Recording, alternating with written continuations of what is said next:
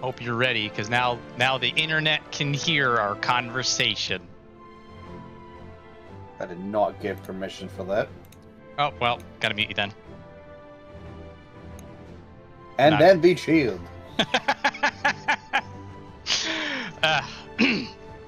Hello, Snooty. Hello, Riding Crowbat. Up to Orogenics. You're nearing the end of Dan Trail. Happy 7.5 to those who celebrate. All right. So last time on Dragon Ball Z, we fought Mom and got to Mom. I had a whole bunch of cutscenes about Mom. And now we gotta go tell everybody what we've done.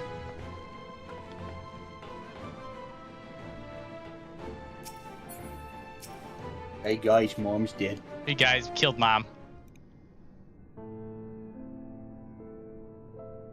Theoretically, well, never mind. They're talking about this. There was a detail from last week that I didn't recall.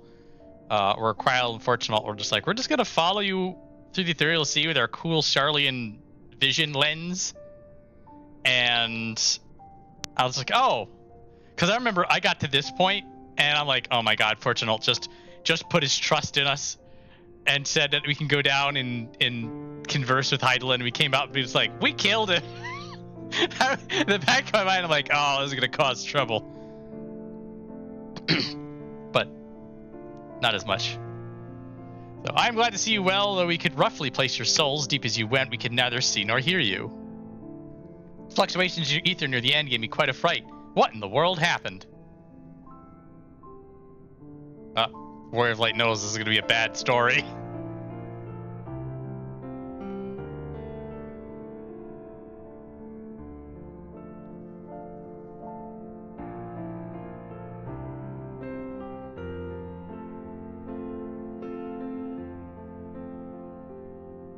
You mean to say Heidelin is? No, there's no time to feel our feelings. We must carry out Heidelin's will without delay. We'll find Meteion if it's the last thing we do. Oh, if we don't, it will be. If you wouldn't mind handing over the crystal, that is. The fancy navigatory one.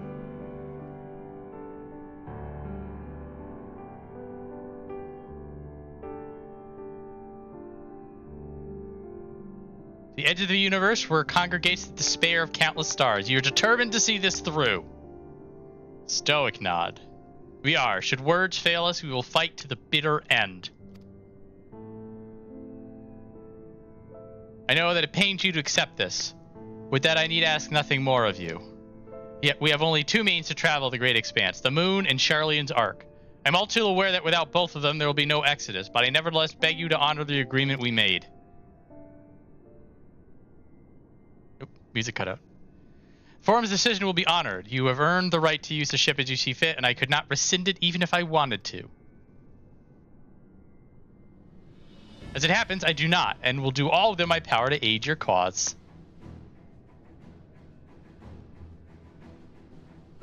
That settled, might I suggest you rest a while?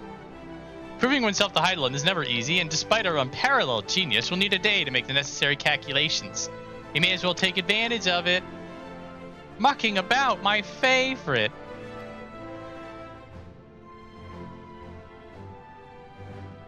Shall we head above ground for some fresh air then, and perhaps a nap?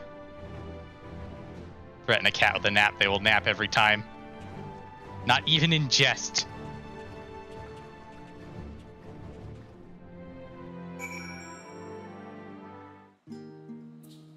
Oh, we are all the way above ground. We're going back to the belt. Oh, of course we're going back.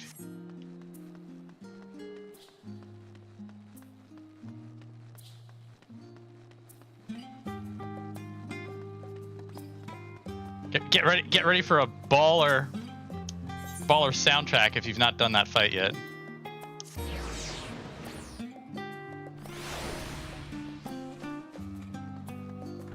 Wait, which phase is this? Sorry. He's made it to Zeralja. Ah. Further out your foray into the ethereal sea, the students have ventured far and wide, but never quite so deep as that. Expecting to experience any after effects from your prolonged exposure, nausea, dizziness, hauntings. Well, have a pleasant sleep, and if you do experience any unusual phenomena, please let us know. I shall add it to our records. Tired of your chamber, yes. Like 93, 94 going into Dawn Trail. Very, very good. It's dark. Mood lighting. We're actually sleeping.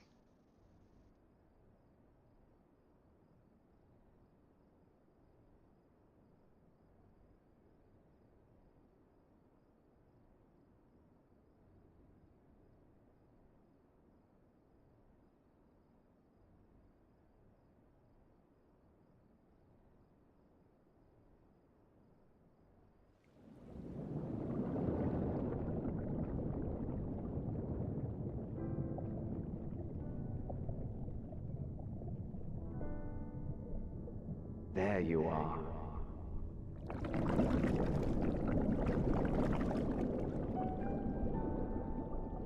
Some time, indeed, yes.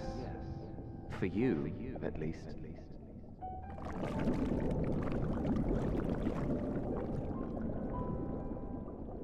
Believe me, I'd meant to get some proper sleep. But here we are, drifting along instead. Believe this is Hythlodaeus' voice? Well, you too. And so we remain, to watch and wonder.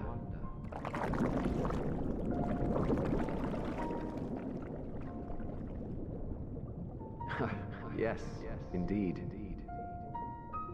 To begin, we first must see the end.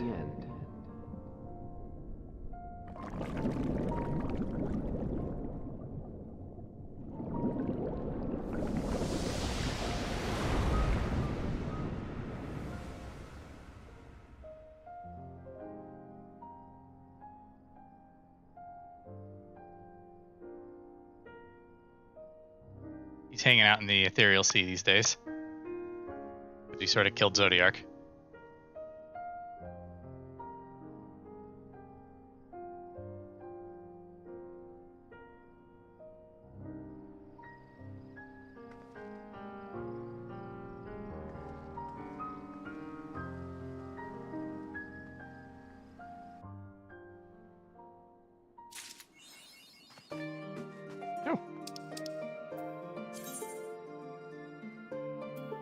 Hope's Legacy. I think we're just going to stick with Under the Moonlight for the rest of this. We may get something in past content that's good, but I doubt it. It's Krill. An envoy of Master Fortune also arrived not long ago with a message. The Loperates have determined Meteion's location. Scatter. We've been asked to gather at the Rostra. I'll meet you there along with the others. Hi, Tataru. A great many of the helping hands that deliver the adamantite are still here in Sharlayan, and I, for one, couldn't be happier. Between the ether burning to be refurbished, supplies to be transported, and the meals to be prepared, we need all the assistance we can get. Even Lord M has been doing his part, albeit at a snail's pace. Still, it's a thought that counts, but a bit more effort wouldn't go amiss. Being cheeky. Someone shaded Million for, well, for every deserved reason, I guess. I'm not an MML defender. It just amuses me that him and Sicard got shipped. Leave it to a pirate. It's Chamberlain. You're at the Scions, yes? There's nothing more I can tell you of the Great Exodus save for what you heard at the Forum's proclamation. Pray be on your way. I guess that's a valid plot point. What if the Scions went and just chased the Forum members down and asked for more info? It's everybody. That's the quotation marks. Since the final days first manifested, we've been tested as never before, even more so in your case. Nevertheless, our work is far from over. Cannot afford to falter now, not when the end is in sight.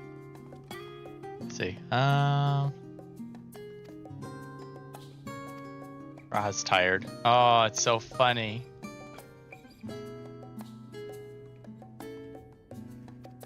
Alright, it's already morning, don't need to scold me. I already regret it. You didn't sleep well last night. Not feeling any little effects from the itoscope, are you? After playing test subject for those new aetherites, even the mention of ether sickness makes me feel a bit queasy. Eidolon, the heart of the star is gone, and yet on the morrow the sun will rise and life will go on. When I look upon Sharlayan and its idyllic surrounds, there are moments when her absence feels unreal, as do the final days. Would that it were so. I fear our recent travails with the Labyrinthos and the Ethereal Sea have taken their toll on my mind, for last night I received a visitor in my dreams, Moen Breda. Vision not of the woman she was, nay, but the woman she would have become. That's actually real rough. Have you had dreams like that? Those... It takes me like half a day sometimes to get over those. While the Forum is not here in its entirety to brood and glare at, as Master Barnier's presence alone is enough to put me on edge. Before coming out to inquire after our comrades abroad, it seems that the effects of the final days have been observed further and further north of Garlemald. For a blessing, those regions are largely uninhabited, but in any event, we mustn't misinterpret this as geographical spread. There's no telling where in the world B phenomenon will strike next. Hard to believe the Loperates managed to find Meteion out there, hidden among the stars. The sheer distances involved are mind-boggling. Yeah, shut up. You would know the reason for this assembly, you had better ask Master Levalier.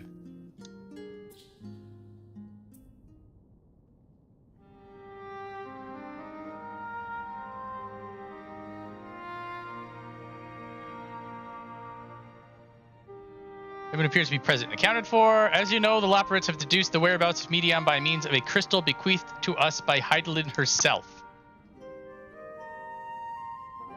Your quarry's location is placed far beyond the moon in the furthest reaches of the Sea of Stars at the edge of creation.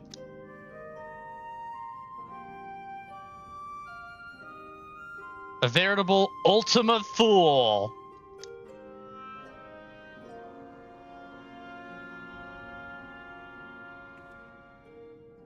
Indeed. How then are we to reach it? An excellent question. Luckily for you, I have an equally excellent answer. In theory, with its advanced propulsion systems, the moon is capable of delivering you to Ultima Thule, but the myriad other facilities housed within would greatly impede travel through the Sea of Stars. Even the Mother Crystal may not possess ether enough to bear so massive a vessel to our destination and back. However, if we integrate our Hyper Hopper into your Aether Burner, we should be able to fire things up and jump our way to the end of the universe in no time. Baja, does this mean...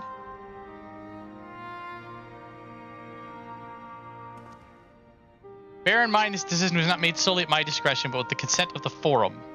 Hearing the Loporrit's proposal, the Forum was faced with a grave decision. To commit to the Ark to this endeavor would mean abandoning both our plans to evacuate the moon and to resettle on another star. Needless to say, the proposition invited fierce debate. In the end, however, the Forum was swayed by the simple fact that Hydaelyn believed you possessed of the strength needed to overcome the crisis. The Great Exodus was, after all, a plan of Hydaelyn's own making. Therefore, if in the 11th hour she would prefer another means by which we may seek salvation, then we would be fools to dismiss us out of hand. Indeed, she sacrificed everything, her very existence, to avert the destruction of the star. That is why we have chosen to place our faith in Hydaelyn, in you. The Ark will be made ready for your voyage to Ultima Thule. What of all the people that have labored so tirelessly prepare for the evacuation? They must be furious. I would not be so sure. They have not forgotten your deeds on the Magna Glacius, nor did your instrumental role in orchestrating the delivery of adamantite go unnoticed. No, the people did not protest, quite the contrary. They have expressed unwavering support of you and your mission. Are the Loporrits too willing to abandon the Exodus? Were we not listening when we said we were born of Hydaelyn's love for Atheros and its people? If it means your survival, we would do anything to help. And you'll most certainly have need of our expertise when you're going. There's no guarantee Ultima Thule is a place that supports life and otherwise vexing problem our know-how can remedy. Besides, Hydaelyn chose us to lead the way to Meteion. Why else would she give you a crystal only we could decipher? But more importantly, we were perfectly content to evacuate Atheros until you brought us here, Urianger. And now we're enamored with the place, so what choice do we have but to save it?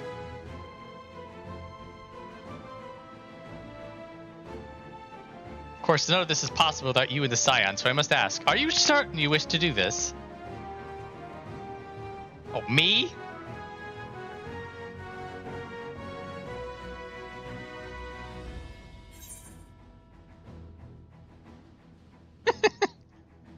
So, you couldn't stop us if you tried. We'll avert the final days, whatever it takes. Well, we've come this far. You know, in for a penny, in for a pound.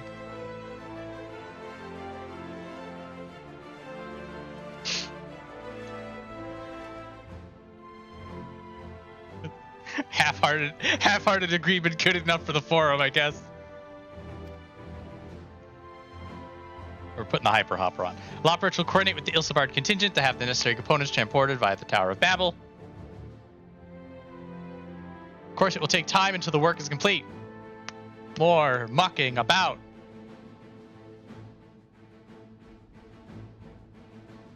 For now, pray take your ease. So it seems there's naught to do but rest and prepare, shall we?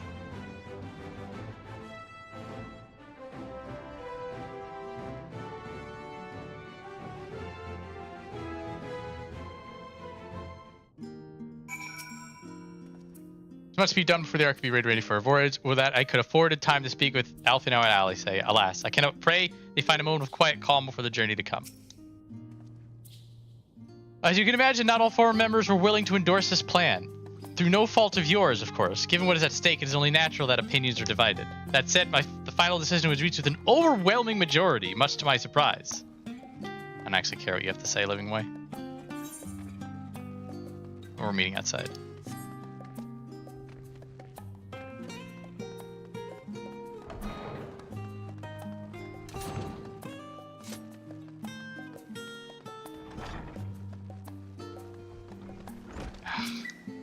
Gotta talk to everybody.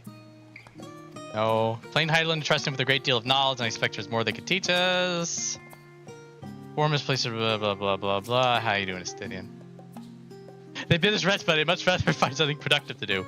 So it's now as good a time as any to hone my lance. Not that I've ever found it to be dull. Still, it eases my mind on the eve of battle.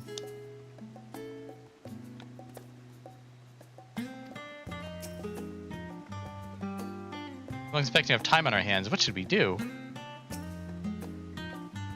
Oh, honestly, I didn't think the Forum would approve this measure, and certainly by such a large margin. I dare say, though, that Master Fortunal's impassioned recounting of your audience with Heidelin helped sway the vote. He has a way with words, after all. Where did you think Alphino got it from? Interesting.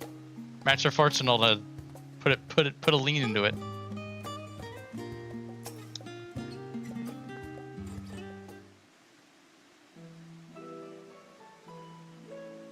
Must leave nothing undone. And oh, right! I haven't gotten the artifact armor yet. I was about to say, why are we still knocking about? Gotta go talk to Tataru. Difficult to conceive how one can best prepare to brave a domain when dynamics covers all. Nevertheless, Heidelin deemed us worthy of the trials that await. For any lack of other feasible options at this stage, let's trust in her judgment and face Meteion as we are. Leaves the not-so-small task of coordinating our efforts to you and Tataru. If all goes to plan, we'll be back before you know it. Praying for you, blah, blah, blah. Yes, that's all. Let's all do well. There you are.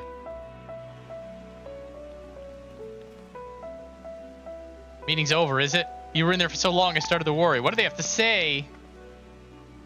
We're getting rabbit's feet on our spaceship. The edge of creation, I see.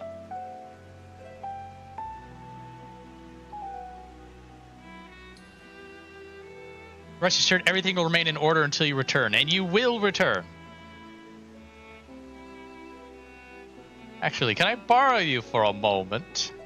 Looks like our plans for the interim is decided. With the two of you have finished, meet us back at the cutscene room, alright?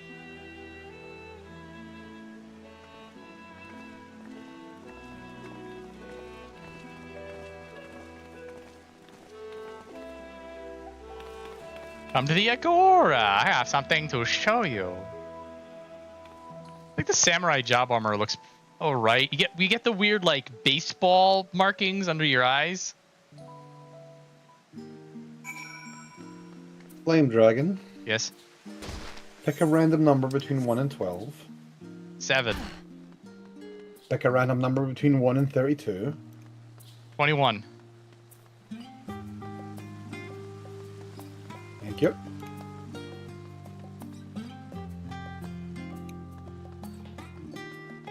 For a moment there, I was going to try to reverse engineer what that first number was, but then I realized that you could be going top to bottom or bottom to top, and I have no way of knowing, so I'd also have to pull up the damn list.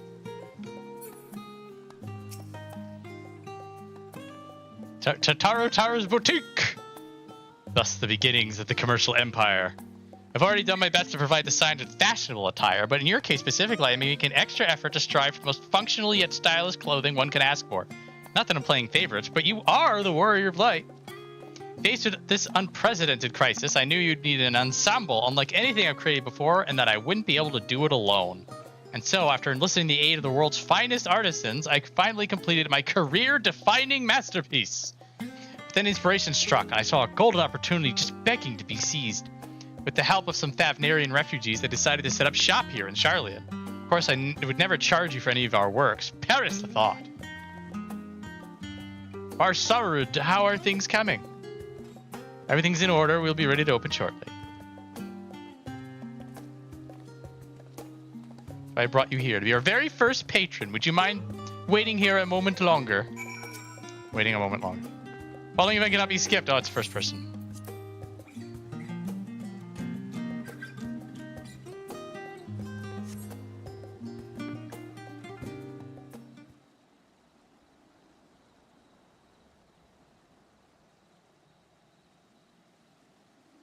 Looking around.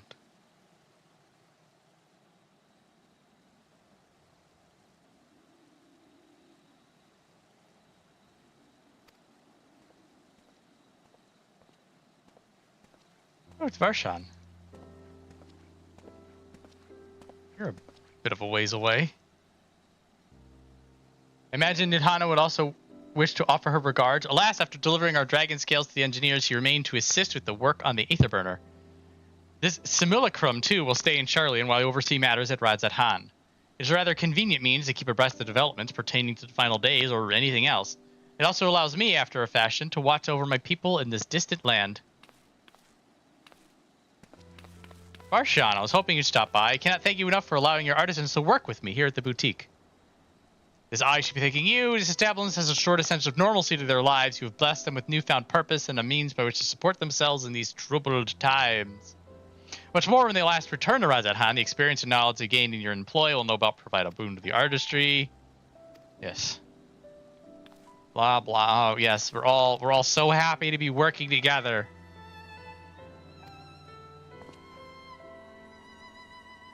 Word of the Forum's decision of what will soon be attempted. It was only then that I finally understood why my father called the star the last bastion of hope. Indeed, it was the last bastion, for the flame of every other star he encountered had likely been extinguished. In the boundless dark, the light of brimming life must have been blinding in its splendor. You journey under the heavens to protect that light. May the scales of my kin serve you well. I have faith you will prevail and restore peace and tranquility to the star. For that aha one were alive to see it, I should like to visit Radzat Han again when it's all over. I'm worried your faith in me may be misplaced. Faith is not misplaced. None of these are... I guess with that aha one we're alive to see it. I will not see a sacrifice squandered, nor shall I rest until Radzat Han has returned to its former glory. Sure. Must take my leave. See you, Vitra.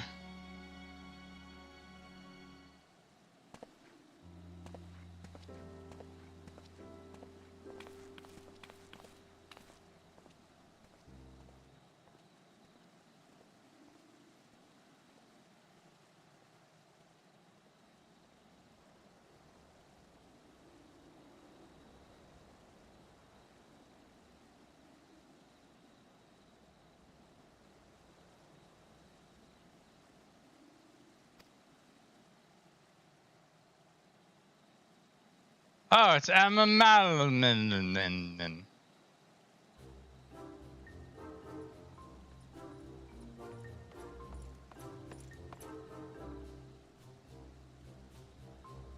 Why, whatever are you doing here? Standing in a spot. A new boutique, you say? I've been meaning to expand my wardrobe. Yes, something with a little more flair, perhaps, befitting a man of my station. I have nowhere to flaunt said raiment, so long as my confinement continues indefinitely. I, the young Lord Fortont, insist that, so long as there is work to be done, no matter how trivial, I must abide here in Sharlayan. Thus do I toil, though every fiber of my being rails against it. Why, I've even suffered the company of that brute Sicard to see supplies transported in a timely fashion. Yet he was the one granted to leave this morning to participate in some supposed covert operation. So I've suffered instead for his otherwise welcome of absence, now burdened with extra busy work. And without Honor here, there's no one to prepare my meals. I came here in hopes of finding a nice cafe, perhaps. Alas, the Sharlayan delicacy of samples were lacking in every respect. Go to the last stand, you dumbass. Can we just punch him? Thancred already punched him. I can't punch him better than Thancred did. I mean, I'd like to punch him again, but, you know. Ta-ta for now, old girl. He must realize he has no chance with me, so he's just being cheeky. No way, you're gonna swing a leg over the Warrior of Light. He just realizes it, and he's just like, I'm just going to treat you like an old woman now.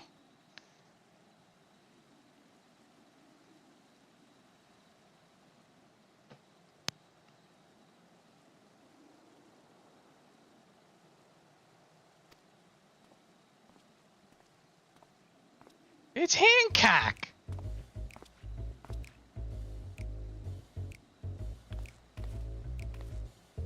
Hancock, what are you still doing here? You said you were returning immediately after dropping off your cargo. Yes, that was my original plan. After all, any expertise required aside from the delivery of goods is well beyond my purview. But what manner of entrepreneur would squander an opportunity to study the markets of the northern seas? Worry not, I will return straightways to Kugani once I am finished. Of course, you would find a way to turn this crisis to your advantage.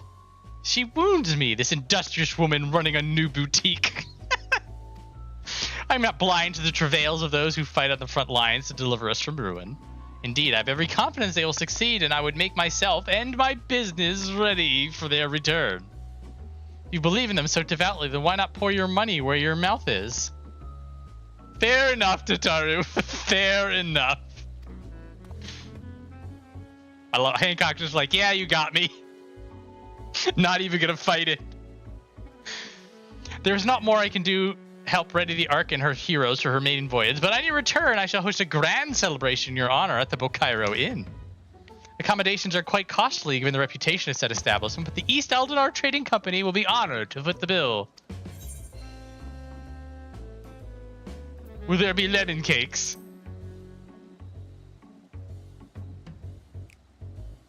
Oh, a woman of tart tastes, I see. Yes, there will be lemon cakes and much, much more. The finest delicacies of the world and Lord Lolorito have to offer. Oh, Tataru's mad. Stay away from my warrior of light. But let us speak more of this upon your return, lest I draw even more of Tataru's ire. Until we next meet.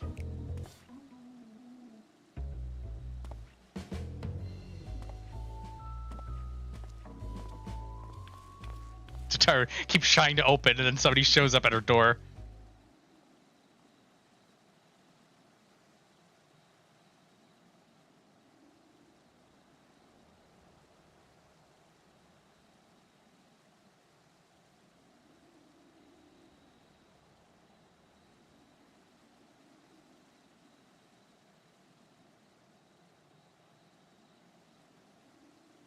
Are we out of people? No way. There it is.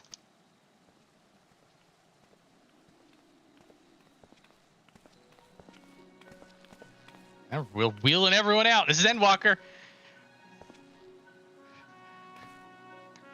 No loose end untied. Tataru. Biggs Wedge. I take it work on the Ark proceeds apace. It does indeed. Collaborating with the greatest minds of Sharlayan and Radzatan has been a rewarding experience, and that's to say nothing of what we've learned from the Laparites. The Ark is unlike anything we've ever had the pleasure to work on. Even Nero was rendered speechless on more than one occasion. Can't wait for you to see it. Sure. The Warrior of Light is up to who knows what during past content.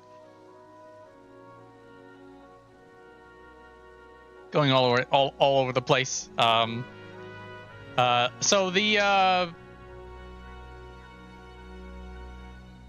6-1, you do sort of do a I need to get back to my roots kind of a thing. So a vacation of some sort was implied. Still hard to believe you have the means to send you off into the great expanse, though, the furthest known reaches of everything. I never thought I'd live to see such marvels, yet here I am. More often than not, you and the Scions are the catalyst that sparks the need for these great innovations. Think how I missed out on had I not been a member of the Ironworks. Awful lot of work, to be fair. The privilege of being worked like a cart chocobo. Grumble, grumble. Snarf, snarf. Busy as we've been, I wish there was more we could do for you, but no matter what happens, you have to keep believing for a brighter future. Oh, yes, and also yes are our choices.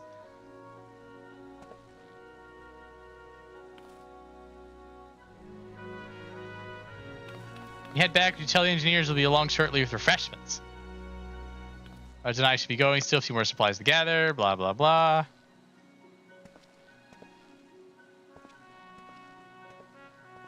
Now and again, I'll see somebody wearing Ironworks attire, like a Warrior of Light. I'm just like, man, that's a callback. And now and again, I'll wear Ironworks gear in dungeons just to freak people out. Yay, the artifact gear is ready.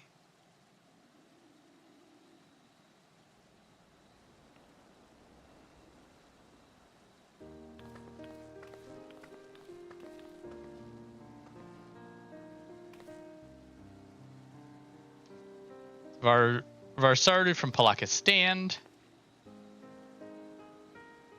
She was that chick from before who had her shit together. Haven't we met before?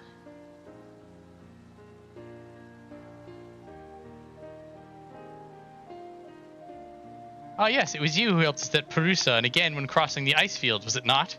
I doubt we exchanged a little more than glances then, but it's kind of you to remember me. Thanks to Mr. Sotaro, I and many of my friends have found gainful employment in this foreign land. It's only natural to feel fear in the face of calamity. In such time, we must look to another for strength and succor. I know not where we will come to call this place home when we return to Thavnir, but we are here today and we're glad to have contributed to the cause. Contribute they did by helping to make your new garments as durable as possible. Put our hearts and souls into them, and I have every confidence they'll keep you safe in the battle to come. Happy nod. Think how far we've come since our humble beginnings at the Waking Sands. From rising stones to falling snows and in a certain insufferable someone's ruby bazaar. We were always fortunate to find friends along the way. Even when you were swept away to the first, Graha was there to grant you sanctuary. I'll never forget the relief I felt when you all returned to us. I thought my heart would burst. Yours has been a long, long journey, and I've been privileged to watch, often with bated breath, as you persevered time and again. For all the joy you've shared, there's been much sorrow as well. Oh my goodness, are we done?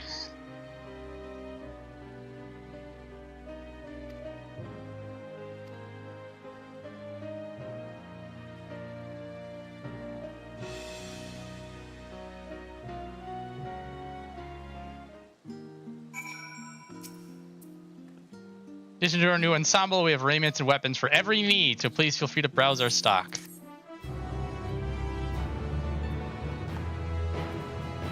Job-specific gear from Varsarud. The weapons and gear obtained can be equipped at level 89. However, all item stats will be subjected to item level sync. Upon reaching level 90 with the corresponding job, these items will no longer be synced. Furthermore, the gear can be dyed upon the completion of role quests associated with said job. Very nice. I actually love forgetting this entire place exists whenever I'm like, man, I need to get a quick, cheap weapon so I can swap it out so I can upgrade my artifact gear. Yes, you come here. You can also go to Thule. I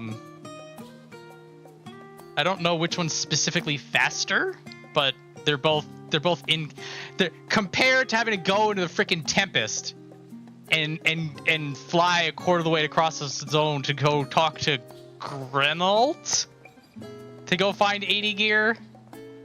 This is much faster. I too enjoy this. You go to get a new Phantom weapon and they're just like, you equip it, you can't unequip it. And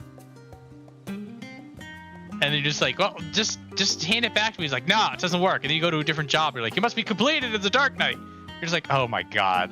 And then you go here, you pick up the Dark Knight weapon, and then you just throw it on the ground when you're done. It's very nice. It's convenient. Great system. Yeah.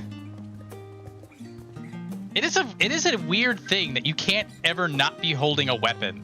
Like, I want to know what code breaks if you have nothing in your hands. Yeah, I actually would be curious of that as well. I'm going to just guess it would default to a null character, which by default is usually Paladin. And it just doesn't have any items and weapons on. Then I'm more curious, though, what would happen if that character were to then attack an enemy. The game might crash.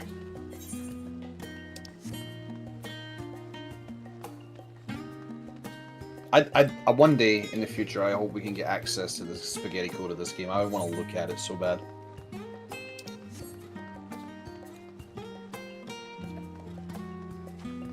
Yeah. Your job is tied here. I know that if you are certain jobs, you can't unequip your job stone because you need your job stone to have your weapon on. So like if you're a Reaper, you can't unequip your job stone as a Reaper. Just like, nah, it doesn't work. Obviously you can do that as like a, you know, as a thaumaturge or a pugilist because those count as classes. I would love it if you could unequip your Reaper job stone and then you turn into a botanist, but that's never gonna happen. It happens in my head all the time though. Yeah, you'd think you could create a null job or just like here is freelancer. Just run around and do nothing.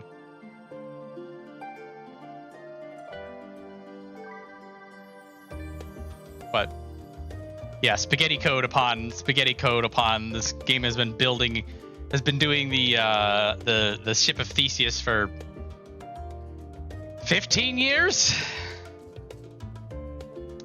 Too long.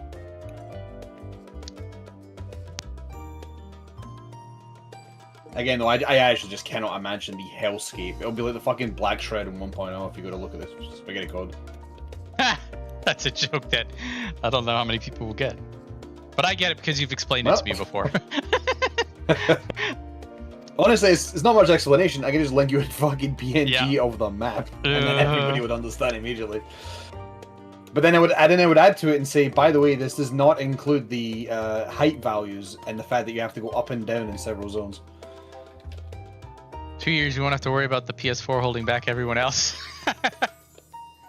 Well, unfortunately, we've went to Switch 2, so we're gonna have that instead. The Switch 2 is at least beefy-ish. It's alright, though. I get the feeling it won't be that popular on Switch 2, and then we can ignore it in the future. The whole separate sub thing is so... Like, It's so Nintendo, isn't it? Oh my god. Oh my god. Kind of like how they've decided to try to kill that YouTube channel that makes fake documentaries on Pokemon. Where did we go wrong? We let Nintendo have power and we keep buying product. Apparently Tomodachi Life is actually good though, but not Switch 2 good. It is. I've seen it. I've seen a lot of it. I feel like if I had it, I would stream the shit out of it because it's fun to just do stuff in that game. Oh, hi, Pinchy. Again, I ain't buying a Switch 2. You gotta be fucking kidding me, man. Thanks for stopping by, Pinchy. PlayStation 5 official PC platform. I am not going to be surprised if Microsoft or Sony come out with a computer and they're like, this is the PS6, this is the Xbox 1080 XO Bone 1.3 or whatever the hell Xbox does any of these days. They're just like, here, there's no pretense. It's just an OS now. Separate subs for the PS4 and 5. Big difference between the PS4 and the Switch 2 is that you can upgrade the Switch 2 storage. That's a good point.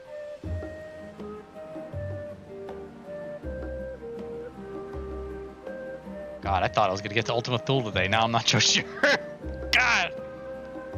God, how long this was. You may get it with front. You may get it with front door. Yeah, I may get to an aetherite at this rate.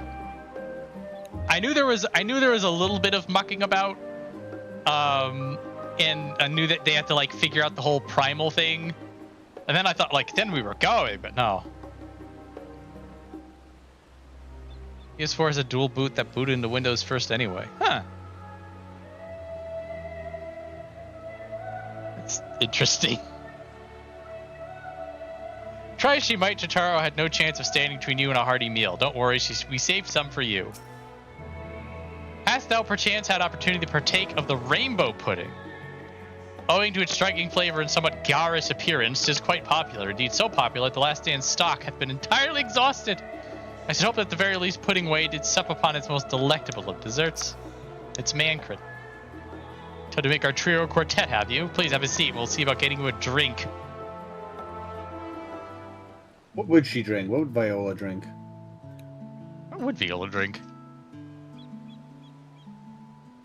She'd probably not be. Business with Jotaro was finished. She'd probably not be afraid of a bit of booze. I feel like cat drinking warm milk is the easy joke. There's a quest in WoW that I remember because you have 3 options for a drink. It's like water. It's like ale, water in a skull mug, and if you pick water in a skull mug, you actually pull a skull mug out during the quest. Gets me every time. It's the little things. It always is the little things. It shows that those developers that gave a shit to think about it. Whatever would we do without her? Indeed. And she's right, you know. It hasn't been all doom and gloom. Oh yes, we are now full well into Final Fantasy XIV food porn. Feels like a lifetime ago that Master Louis Soir gathered us together to form the Circle of Knowing. Since then, we have experienced much. But rather than feeling wiser, the more I learn, the more I find my knowledge lacking. Forsooth. As a student, vainly did I believe that I held the secrets of creation in my grasp. Yet that which I had seized was but an insignificant sliver of what awaited in the wider world. Every encounter, every experience hath served to open mine eyes, enlightening and humbling me in equal measure. Even from those whom I called enemies have I learned many a valuable lesson.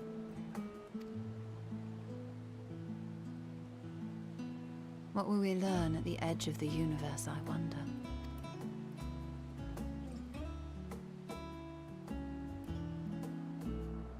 Ultima Thule, where the bringer of the end makes her nest. I, for one, can't possibly imagine.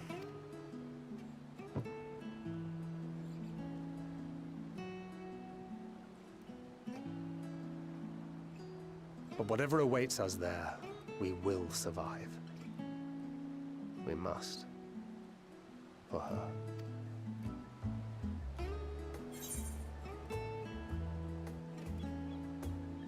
Just make sure you bring enough ammunition.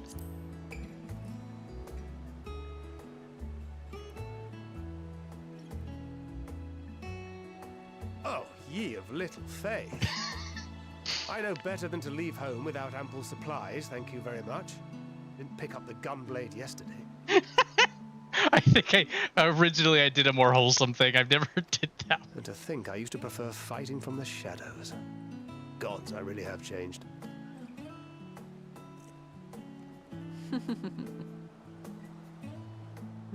We've come far together, and if we have aught to say about it, we'll go further still. Aye, we will avert this calamity and return home, in preparation for which we must give thought to what we hope to achieve after the proverbial dust is settled.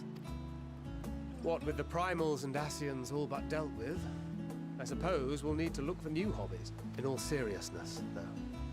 In uniting to overcome a common foe, the disparate peoples of the world have found a way forward together. It's a truly gratifying sight to see. Indeed. Though it was many years in the making, we have successfully set in motion the gears of fundamental change. With this, we have fulfilled our humble role as a symbol of hope. And I dare say it is time to bow out. After all, there is no shortage of hands to bear the torch in our stead. You know, I never really considered I might live long enough to see an after. But even if my time as a Scion came to an end, I don't expect that much would change. Traveling the world, going wherever the wind blows, lending a hand to those in need. A journey for journey's sake. It doth suit thee well. I must confess, I too have yearned to see more of the world. If thou art amenable to the suggestion, I would accompany thee. Mine ability to effect an air of normalcy through artful disguise is much improved, thou must concede. Aye, well, improvement is relative. You still look suspicious no matter what you wear. Editor's note, Stroll did not bow out.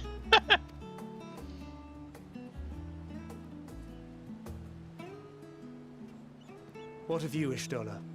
Any grand plans? Why, continue my quest for knowledge, naturally. To begin with, I wish to know the state of the reflections, to which end I must find a means to travel between worlds. 'Tis the least I must do if I am to keep my promise.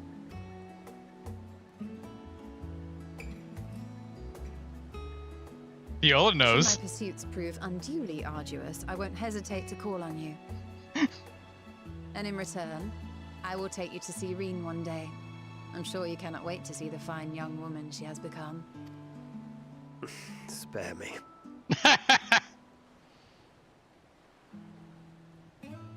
And what of thee? What wouldst thou pursue at duty's end?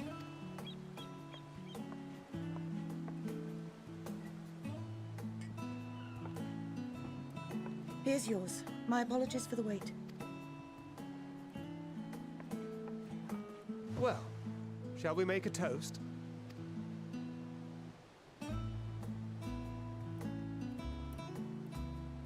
To victory. To our comrades. To the future of the star. Oh, we don't make a toast. We just let other people make a toast.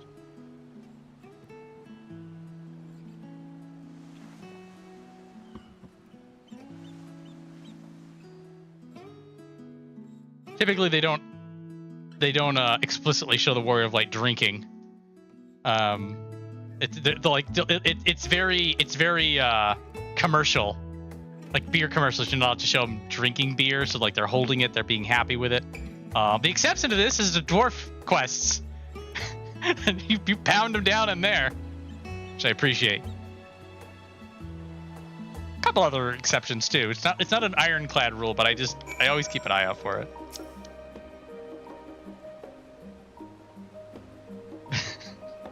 You can always count upon your friends to help you maintain perspective. I pity mine take a perverse pleasure in it. I'd like to think I gave it as good as I get, though I'd fare better with the occasional assist from our consummate nodder. But it's all in good fun, and I wouldn't have it any other way. I say, Viola, whence came this simulacrum that standeth beside thee? I see falsely. But his stolen Thancred but moments ago employed the self-same doubling magic. Alright then, keep thy secrets. Leaving so soon, I suppose it's for the best if you'd rather not explore the bottom of a bottle with a Riange. Dare say the others would welcome your company as well, if you could find them, that is. In any case, as long as you make the most of your time, that is all that matters. Not gonna lie, I think it would. I don't know how other people would feel about it, but I think it'd be really funny if Riange spoke with like a redneck accent when he was drunk. Just completely different voice. Goes full Osaka on us.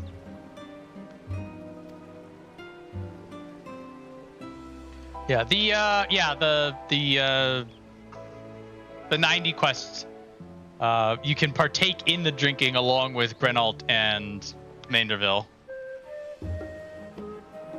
Again, it's not a 100% ironclad rule, but in those quest lines you do have the option to not drink as well.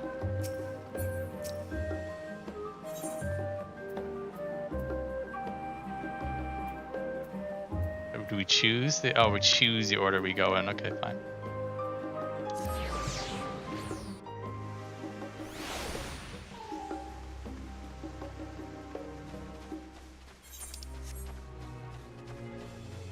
It's pudding way. What goofy things do you have to say? I'm not actually looking. It's my favorite character because it's got pudding in the name and Oh pudding's a my funny God. word. It's also voiced by Kryle's VA. I still enjoy nothing way. That's a good one. Like a lot of prime opportunity for jokes with the Lupperers. Yes. Like what's his name? I think there's a cheating way, right? There is a I think cheating there is way. one. He plays triple triad. Yeah, yes, I love that one. Wait, yeah. They I give the Lopperits some crap, but they do have some fun with them in this game. Try speaking with Alisaie, but he's fast asleep.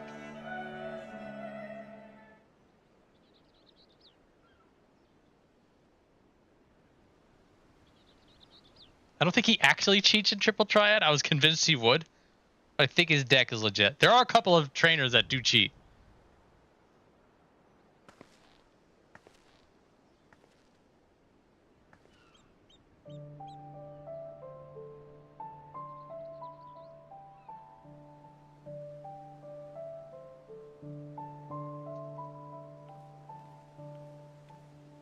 Yeah.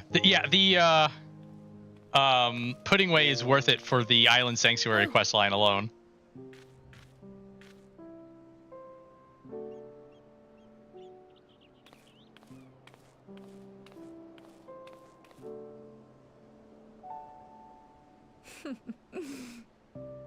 Knowing them, they're probably dreaming about the celestial adventures to come.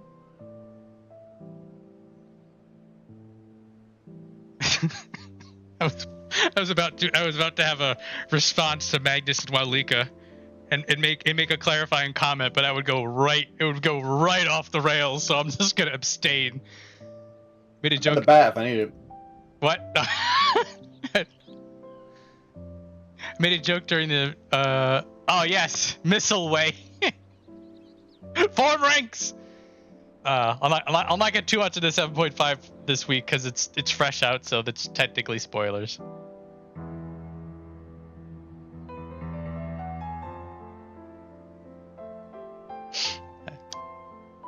Just as well. They've been running themselves ragged of late. Unlike you and the others, I'm a few steps removed from the danger and excitement. The things you all get up to never fail to impress me. But by the same token, I can't help but worry. Not only for your safety, but for your happiness. After everything you've sacrificed, you earned it 1,000 times over. Yeah, you're fine. Just, I would not, you're fine. Everything's fine. From the simple pleasures of tucking into a hearty meal or collapsing into a comfortable bed, to the grand triumphs of visiting legendary lands or finding true love. There is so much that life has to offer. So much to be treasured and shared with those we hold dear. So promise me this. Come what may, you won't give up on your own happiness. When you're out there fighting tooth and nail, it's all too easy to forget. But in the end, your passions will be your greatest strength of all. Remember that. Remember that during your test of reflexes.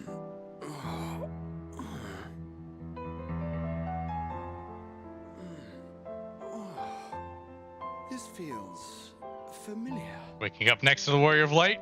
Grahatia, naughty. Well, 'tis good to be...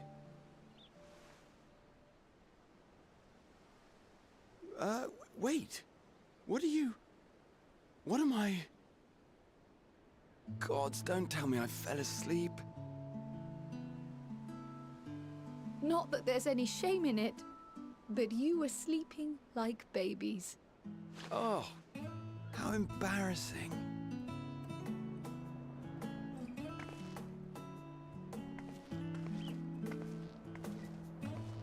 Not a word to anyone. Understood?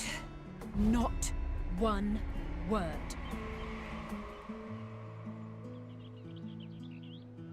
I'm told that sleeping in proper beds of your own choosing is a much more effective way to prepare for battle.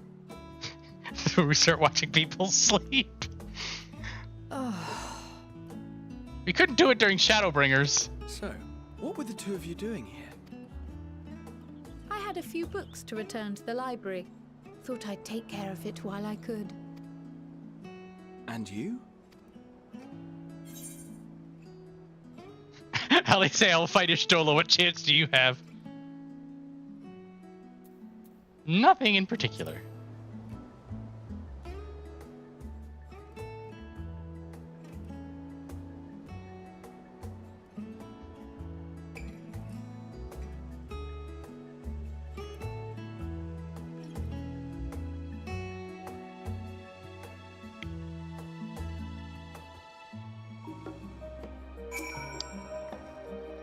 Didn't realize I was so tired when I was resting my eyes. And the next, I should go and get some air. Maybe a quick bout of training, but not sleep.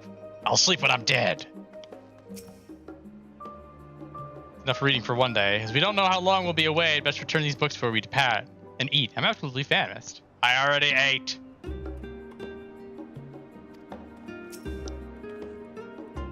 Nothing else. These two seem to be in good spirits. Still, I'll see them back to the annex for some proper rest, even if I have to drag them by their ears.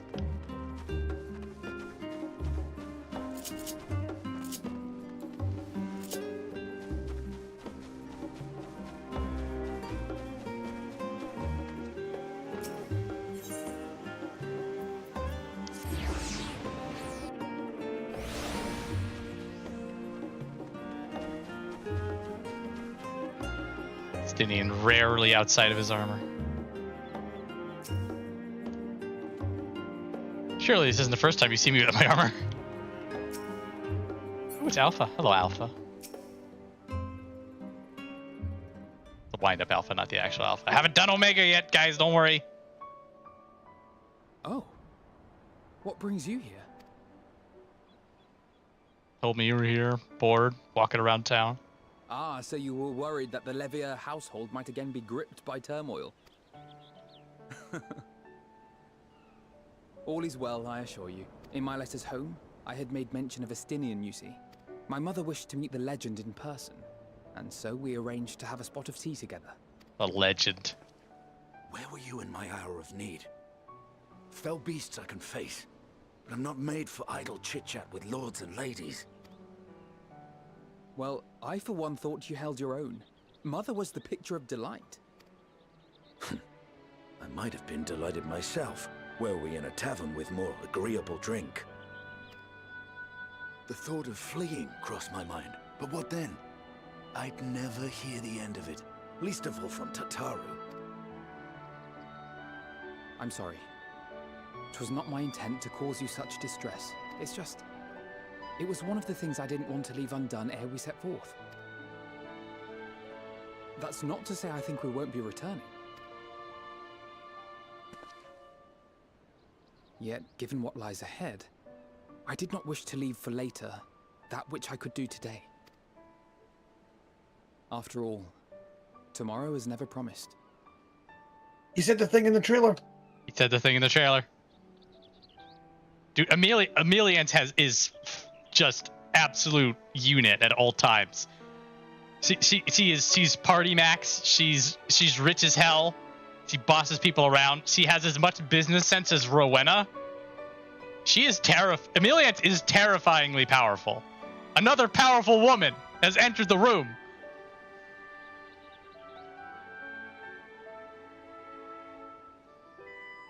Oh yes, the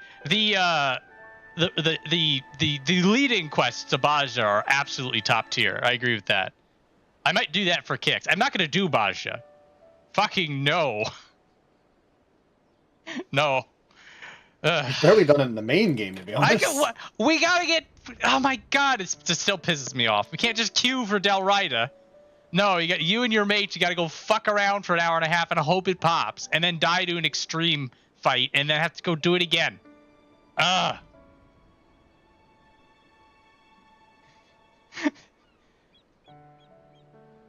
Yeah, there was I haven't finished watching it, but there was a panel on the second day of FanFest where Toby Fox had a panel where he was taking the piss and also talking about lyrics in the 14 songs. And I think like about 45 minutes in, they pulled a guest out. I don't know much about Iron Mouse, but she's got a pretty avatar. Yes, chat. I did hear him say Toby Fox. It's fine. I don't know if it was a bit or not. Not like I had better things to do. I thought I said Koji Fox. Did I not? No, he said Toby. He said Toby, but I wasn't sure if he did it as a joke deliberately. Same way you always say anals rather than annals. We'll say it's a bit. Say it was a bit. It's a bit, guys.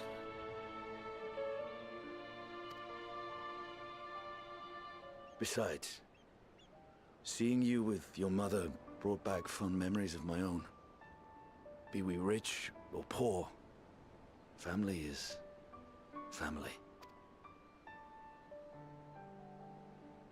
Well, it's past time we were on our way.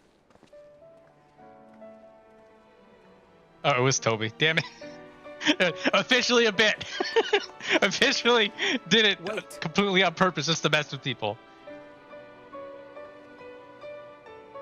Flame Dragon, master of comedy. Oh my goodness. You gotta be prepared for it sometimes, guys. Since I left home, I've made a great many mistakes. Mistakes for which I can never make amends. But through it all, you didn't give up on me. To have returned here with you at my side, it means more to me than you know. Surrogate. He's talking to his surrogate parents. Thank you. From the bottom of my heart.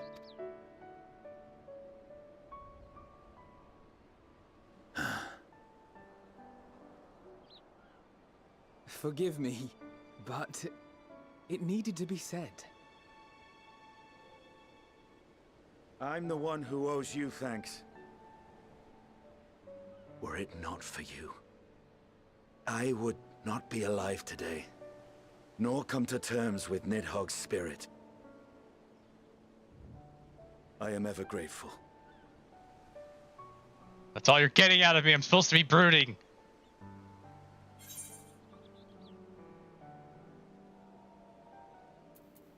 I'll be counting on you.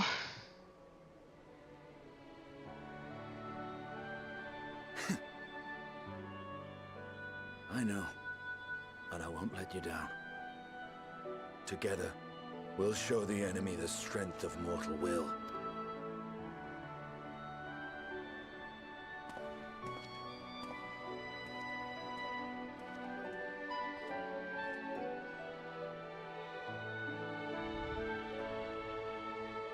These are some really good character moments. It is fun to like have them have the time to breathe, but like I really want to get to Ultima Thule, guys. See, here's the thing with this build-up.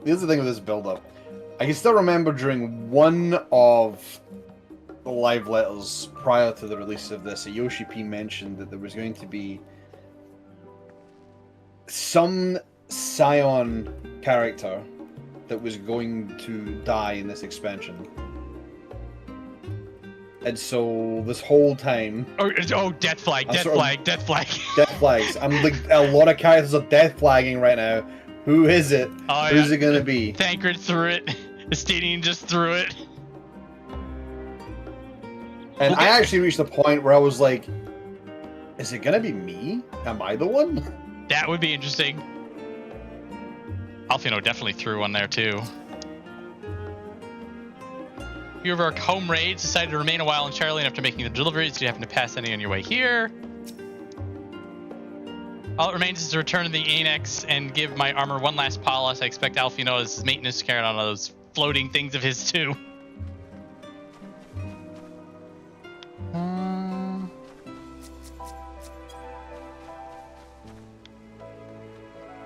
Let's see if this...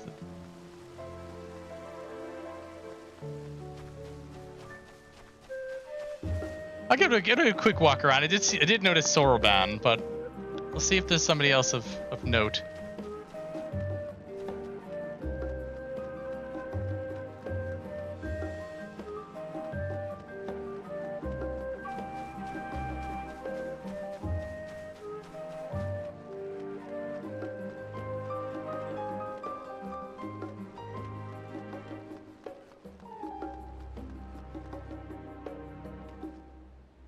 Random dude hiding behind the building.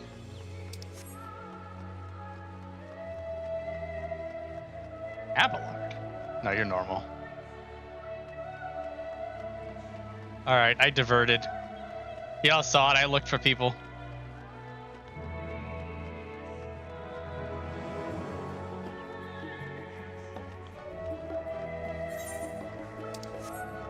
I'm sure if you were to scour the town, they'd have a whole bunch of people littered.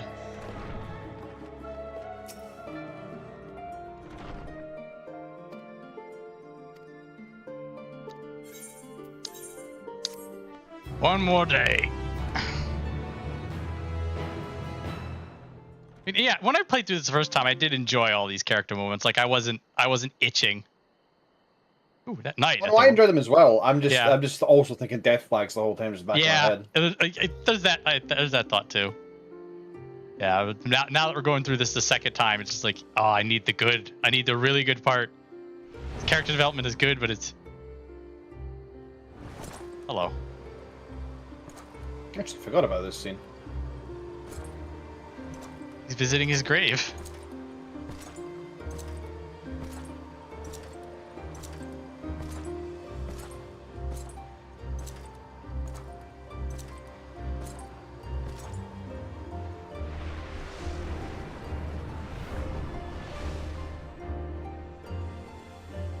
You will never get what you want.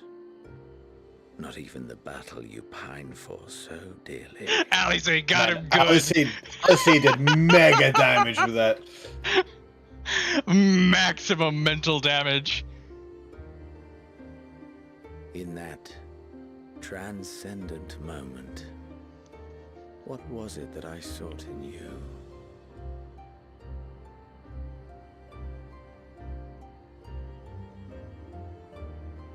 And what was it that you sought in me?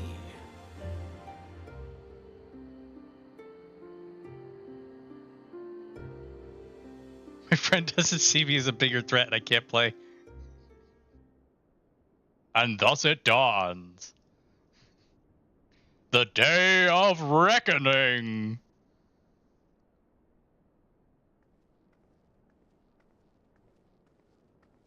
You never see this hallway anywhere but cutscenes.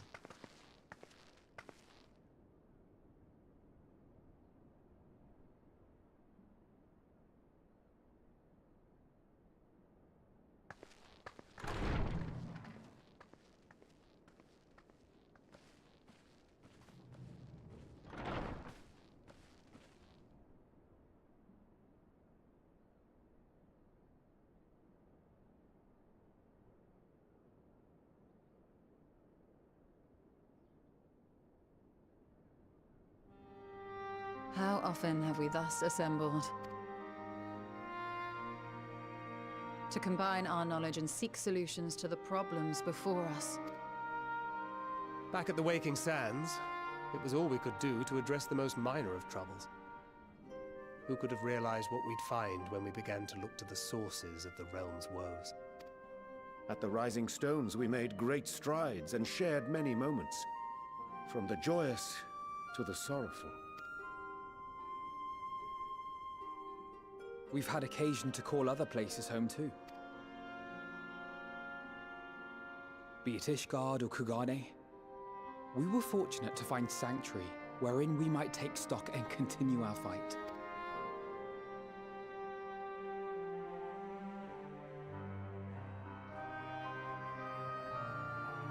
I was honored to host this company in the Crystarium, to stand with you all as we confronted the truth of the star itself.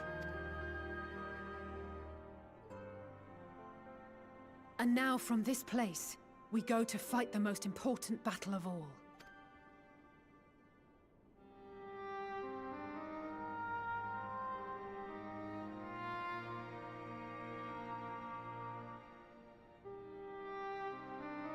The Forum has sent word. The Ark is ready. The Loporrits naturally will be commanding the vessel. They will see the 8 of you to Ultima Thule.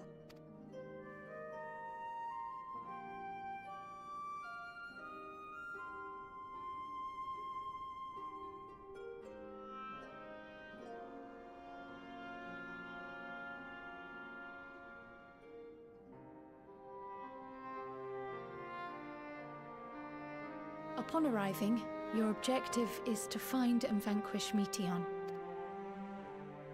As a final formality, the Forum bade me ascertain your resolve.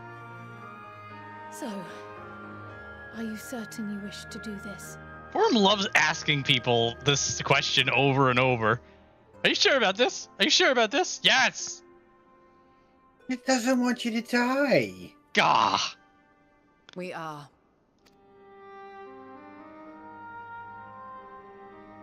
Dude, if you die here, I won't have a chance to get my own story.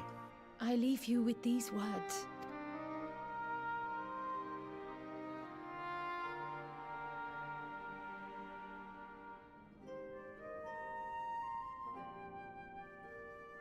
You must triumph.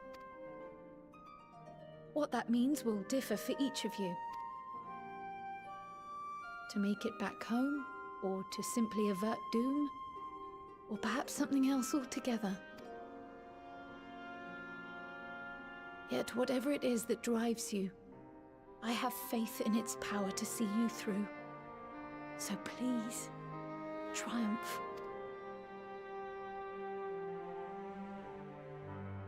Triumph, as we who remain behind believe you will.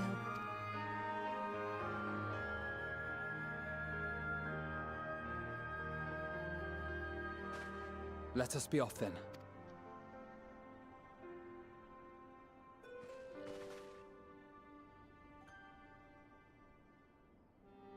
Wait. My God. Are you sure you want to do this, guys?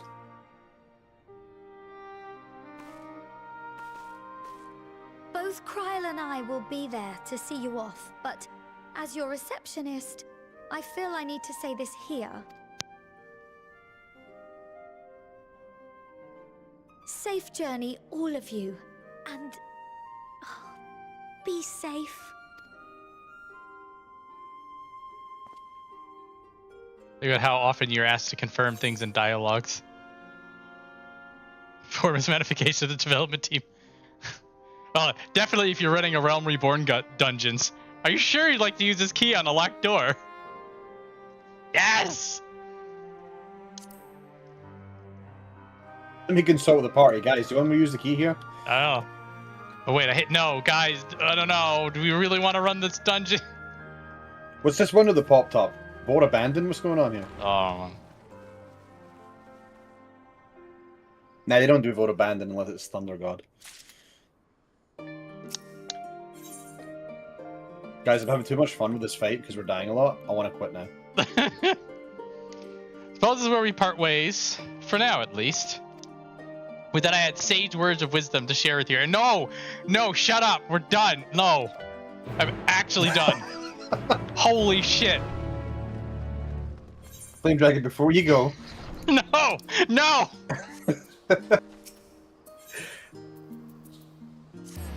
Is your item level correct? Are you ready to go? You have the right gear?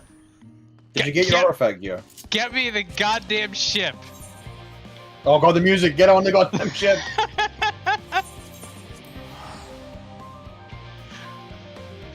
Again, I like to stress, in the moment when I was running this fresh, I didn't mind any of this. I wanted every character to say their piece. I wanted every little bit of dialogue to be squeezed out of this. This momentous moment, because every time this is built, like, it built it up a little more, like the biggest thing we will ever do in this game. More and more and more. But now I'm just like, God damn it. Can we get on this ship already? Yes, I know.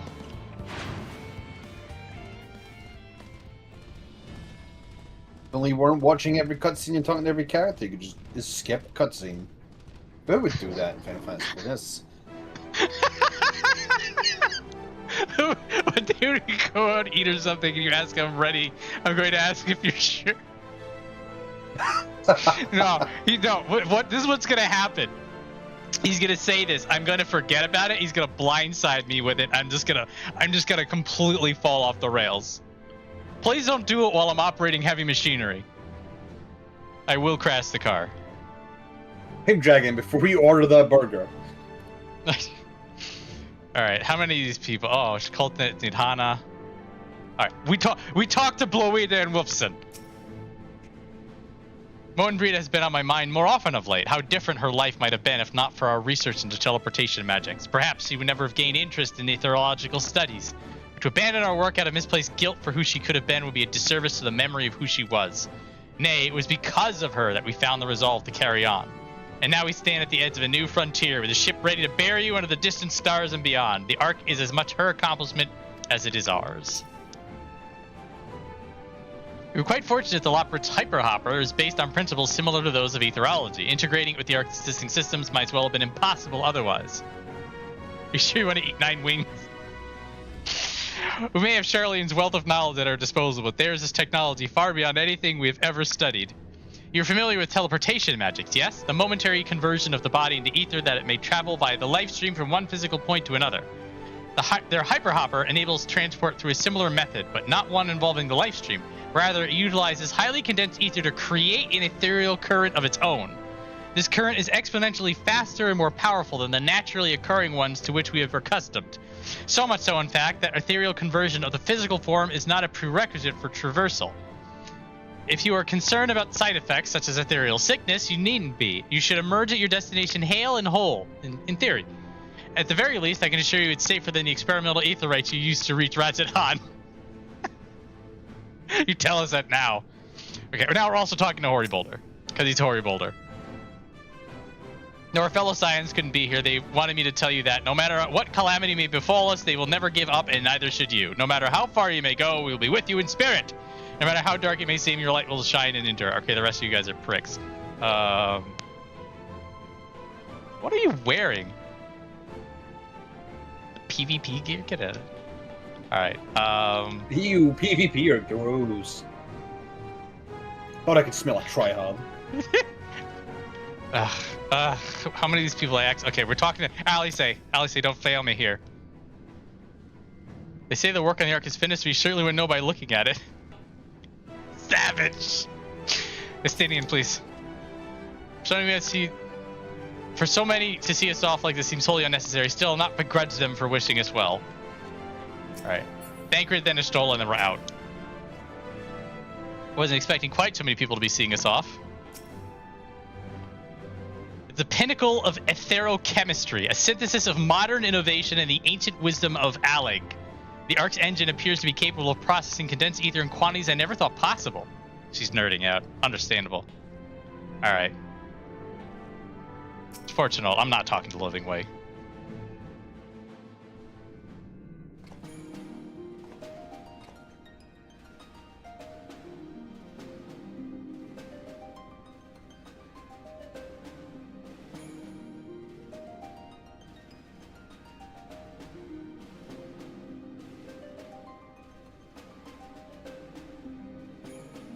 All present and accounted for? Good. As you will have heard, the Ark is ready. All that remains is to board and be on your way. All right, let's go. But first... I've seen my fair share of tight schedules, but this was bloody murder. It's still so weird to not have Nero talk in any of these cutscenes. But we did it. We finished the ship. It's safe, fit for purpose, and looks good to boot. Aye, it's a garland through and through. I really don't know what we'd do without you. Thank you. Well, the work was hard, but we've learned a lot from it. After all, it's not every day you get tasked with building a starfaring vessel. In case you're wondering about payment, the ongoing existence of the world ought to do. But feel free to throw in a colorful recounting of your journey on your return. So, have you thought of a name? A name? Wasn't everyone just calling it Father's teeny tiny toy boat? Well, seeing as its purpose has changed, I thought a more eloquent name was in order. I suggested as much to Fortuno, who seemed quite amenable to the idea. As you know, this vessel is the culmination of heretofore unprecedented collaboration. Can we get an "as you know" counter? 'Cause I feel like he said that about 5 times, and all I'm thinking the entire time is, if we know, why are you talking about it? If the next time I run through this on my banga, remind me. I'll do an "as you know" counter. We'll have to. I'll do a poll. Like, they'll release the bangas. I'm gonna be just over the moon happy, and then we'll make a list of all the counters that I'll be keeping track. Like, there'll be any road, There'll be Prey Return to the Waking Sands. It'll be As You Know. Well, the Waking Sand ones, unfortunately, is not as powerful. Yeah, as it used it's to be cut. with It's cut down. It's cut down. With everything being cut down the way that it is. Pencil that in. Mike. Okay, penciling it. Pencil it. Step 1: release bangers as a playable race. Can't even say that sentence without laughing. God, the dream really is dead. To the Scions, there is another whose noble deeds made our work possible. Do you think they would make the cats a playable race? Oh, the new kitty cat race? Not only Yeah, I know they won't. such as refined But adamantite, I would but the knowledge actually to traverse potentially the think about stars. playing one. If possible. I don't know it wouldn't be though. Strictly speaking, I do need 3 characters because I want one to start from Limsa, one to start from Brigadani, and then one to start from Ulda. Who it was going to be a Benga Gladiator from Ulda. It was just a shoo-in fit, but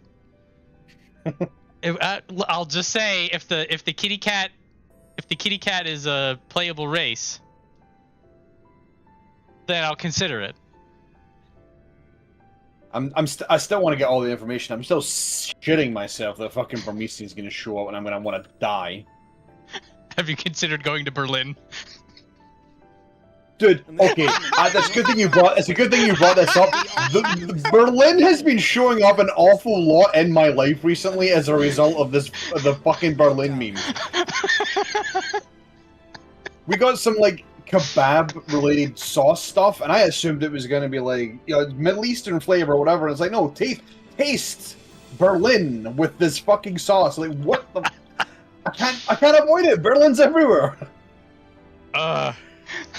The answer to all of your 14 questions, and the answer to everything else as well. Ugh. Say 1 second.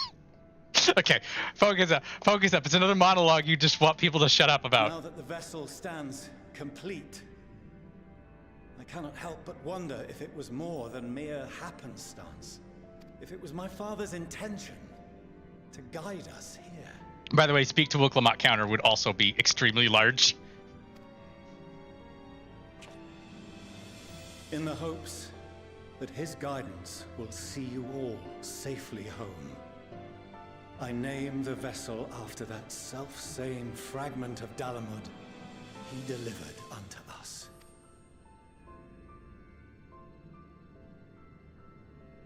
The starship Ragnarok. Ragnarok's a sick name. Sometimes people will name something and you're just like, fine. Fortunately, I think it really lands it with this one. Sorry for the wait. I got everyone you asked for, and not a one less.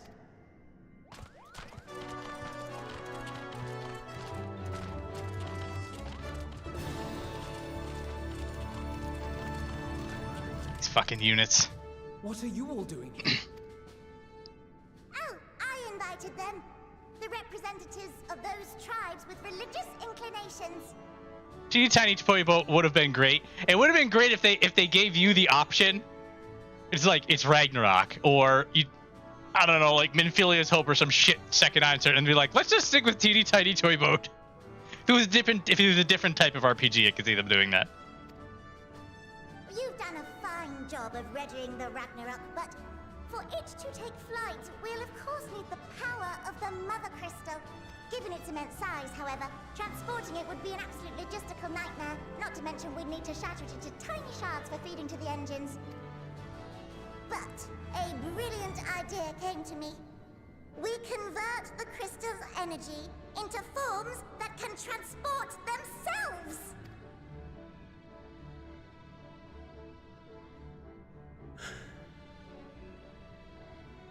Thou wouldst employ summoning. Or should I say its precursor, creation magics. Care to explain for our benefit? As you may have witnessed at Bestway's Burrow, the Loporrits are capable of creation magics, which they use to shape the moon's environment. Yet simple though they make it seem, 'tis a highly advanced and exacting art. To perform it correctly requireth that the wielder holdeth the object in his mind's eye in clearest detail.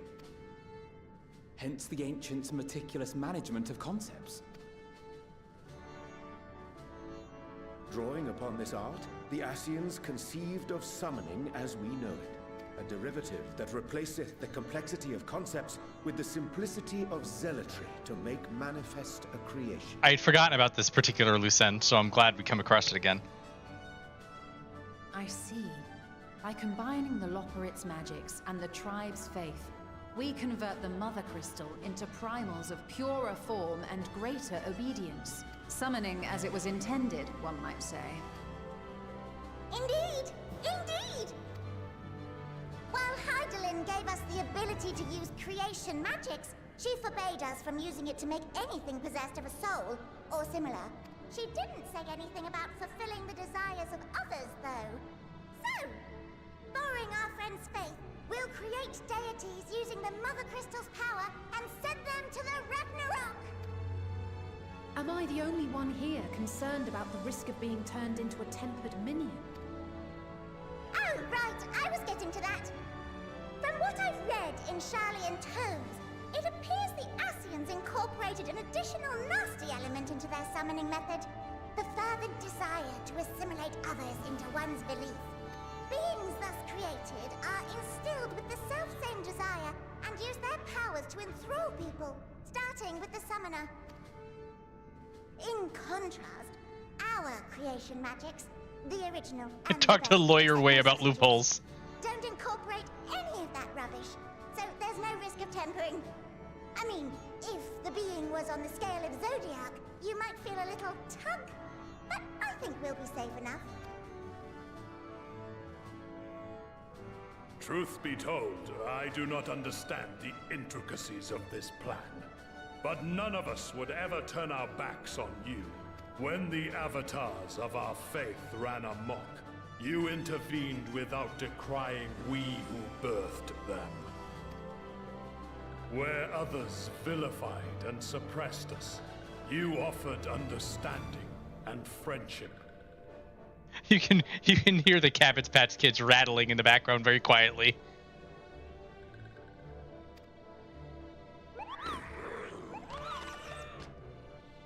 In gratitude, we will share with you the true expressions of our gods. Not malevolent deities, but benevolent saviors. Alright, you lot, we're heading to the ethereal sea. Stay in sight, else you're liable to get lost. Lead the way.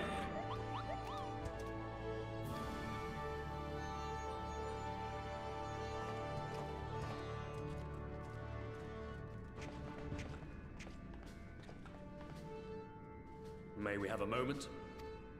For you. In anticipation of the day man might journey to the stars, we developed these.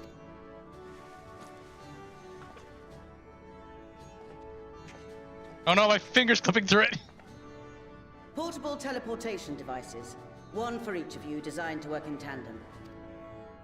Press the button on one, and in a matter of moments, all 8 will activate and send their owners back to the Ragnarok.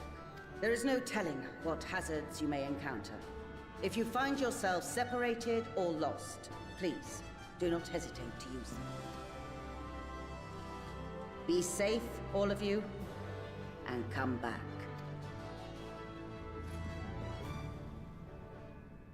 You as well. I pray you take care. Looks like everything is in order, so I'll go ahead and board. A few of my fellows will remain to assist with the summonings, but rest assured, the vessel won't want for competent crewing.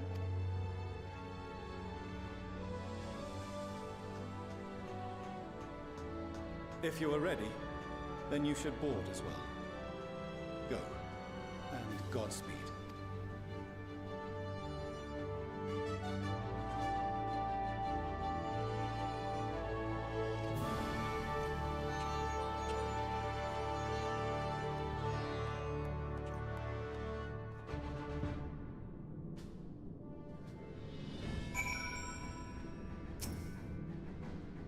Millianch will not be joining us, I'm afraid. She cannot bear to watch our children embark on so perilous a mission.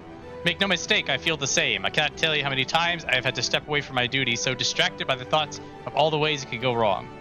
Even now, part of me wants to drag them away and forbid, well, not that they would listen. So I'll see them off with pride in my heart and a prayer on my lips. For my children, for this star they love so dearly, you must prevail. Do you all say different things? No. I would talk to Erenville, but we're going to be talking to a lot of him in Dawn Trail, so no need. Hey, Nero! The world cannot end now, not when they've but scratched the surface of the Leopard's technological know-how. So run along now and do what it is you vaunted heroes do best. The world shall tremble before my genius soon enough, assuming you're able to prevent its destruction, that is.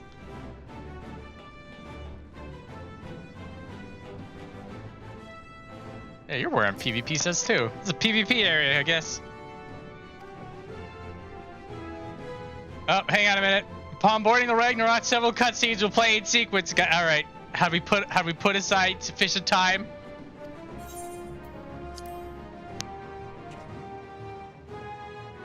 Wait, Flame, hold on before you go. Oh no!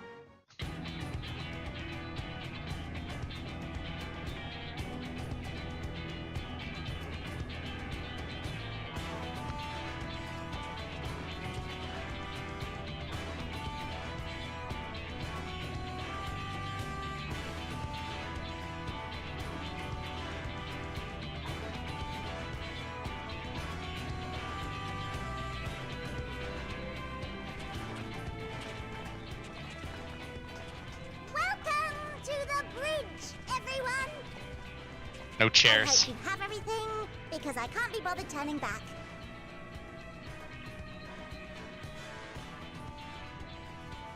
Right then, make yourselves comfortable. We're setting off in just a moment. The warrior life with it. What did you just say? Look, for some reason.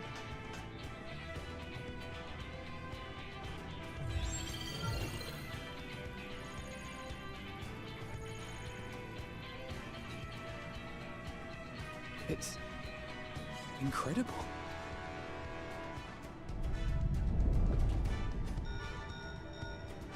This is Fortuno. Can you hear me? No. The preparations for the summonings are complete. In accordance with the 14th phase of the plan, we have moved the Ragnarok to the launch site. The gates are open. You may depart when ready. They've been thrown wide. Are we ready?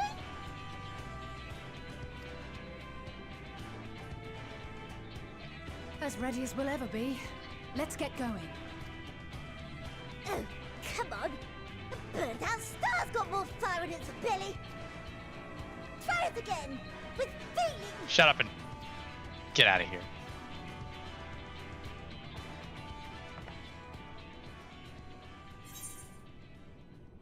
Issue to commando launch. Have Alfino do the honors. Do we delegate? I'm doing it.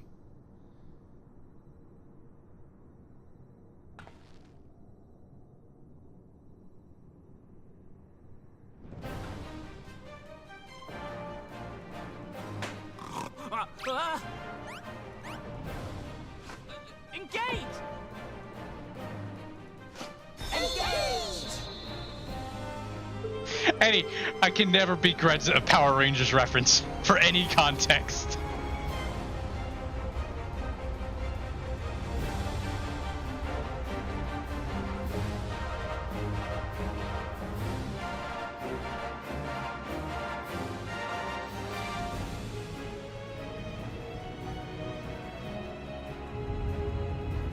It's a good far shot of the entirety.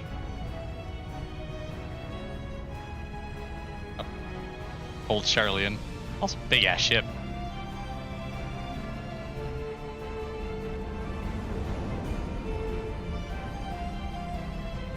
Patiently been waiting for Susano this whole time. Fun fact, he's voiced by the same voice actor as Urionji. Small world.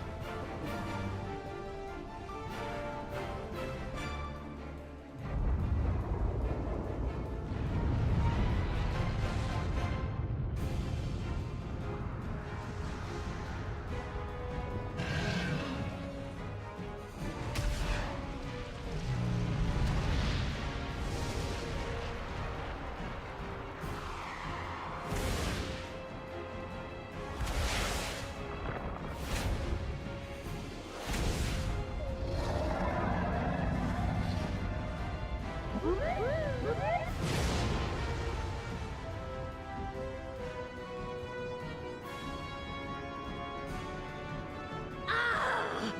I must carry landwalkers into the sky! I cannot imagine a greater indignity! Do not sulk so, for thy mighty winds exist not only to buffet and batter. Lord of the Revel. Nay, they may serve also to thrust forth with vigor. Such is thy glory, and thus it is an occasion to rejoice. So come, let us revel!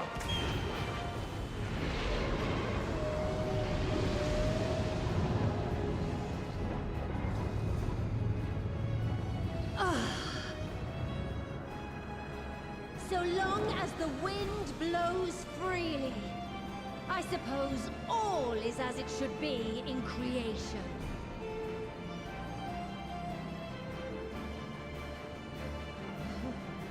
I will render unto them a storm, that they may pierce the firmament and fly free! I just spent so long building the firmament again.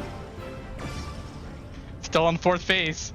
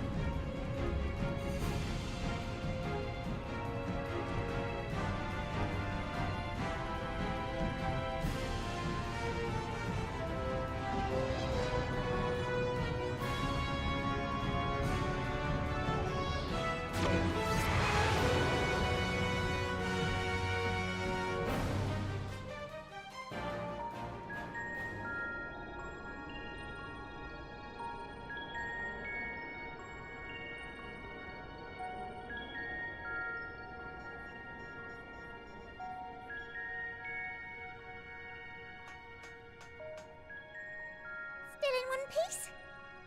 Good. Sleeping way? Report? Gerda could have done it herself. She doesn't want to help out Ellison. All's well. Fantastic, even. Oh, I had to push button again. Thanks to the power of those primals, the engines are roaring and we're ripping along. All values are also within projected ranges. Time to destination is 8 carats. Perhaps 7 at a pinch.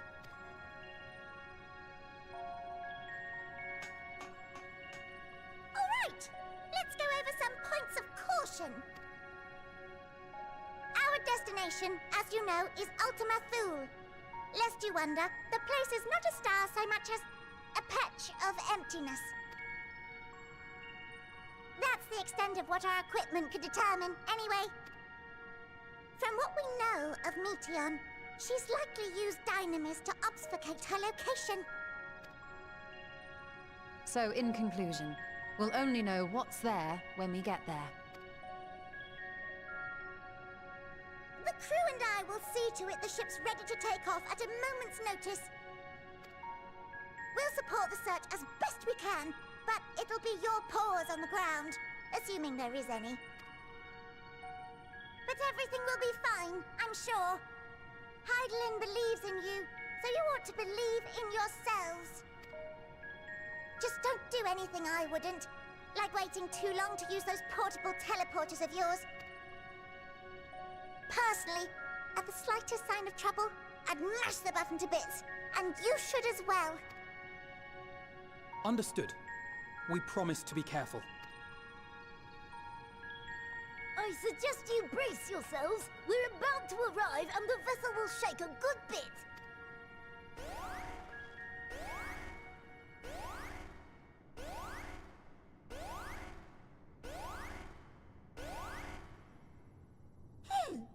What is this? Something is interfering with the equipment.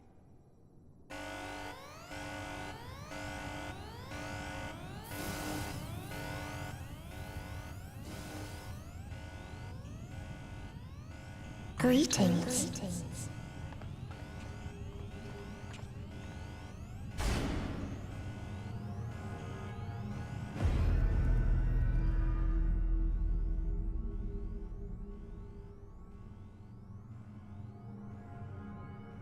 Greetings.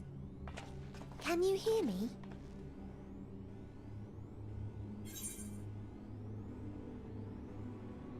Meteion.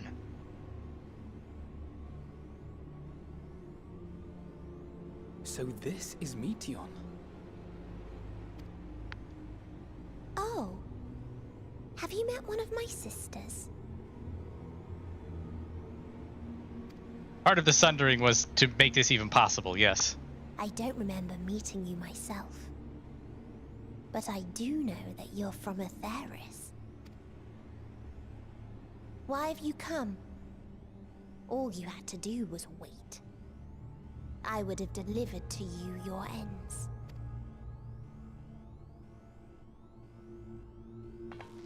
We didn't ask for that. I don't understand. All life is destined to end. Why choose to prolong your suffering? Effort, ambition, love, they amount to naught. Happiness, should you find it, is inevitably lost, stolen away by events beyond your control. There is no logic nor meaning in it.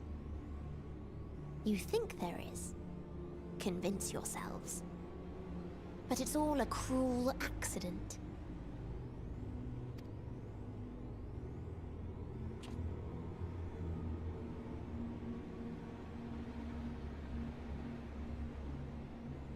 Come now.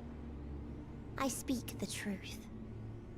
A truth you would recognize if you looked up at the night sky. Unbroken emptiness. Cold, dark, and silent. Your world, like every other, is but a blemish upon its perfect fabric. Life is an anomaly. It is unnatural and cannot continue. The sooner you accept this, the easier it will be. Just to be clear, we're not here to argue with you. We know that life is fleeting, and that in the short time we have it, we're not assured happiness.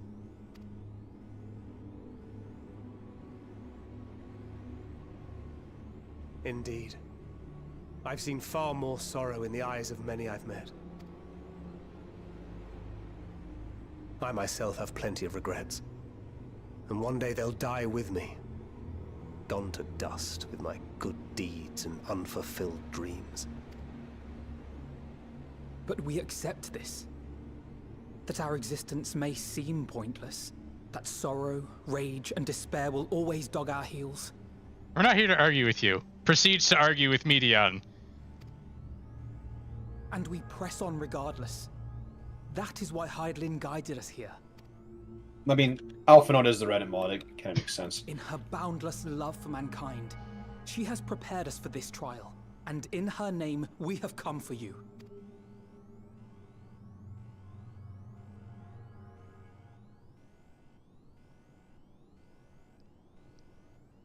Yes, I sense it. A burning passion like unto fury. I know it well. For the same passion once burned in many a star before yours.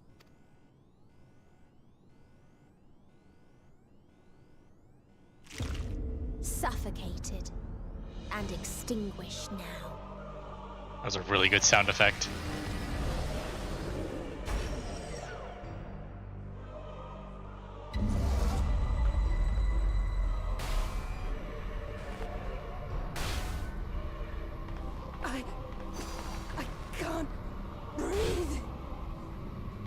You approach the bounds of my ultimatum, where emotions dictate reality, where resignation and acceptance unite to embrace the end. where those who yet valiantly cling to life can thrive.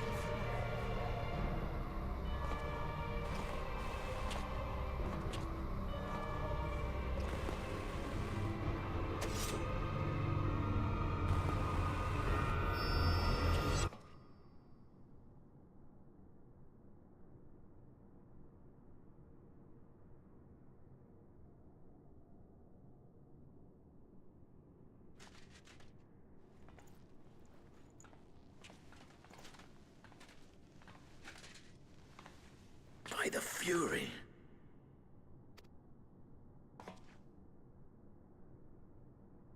Thancred?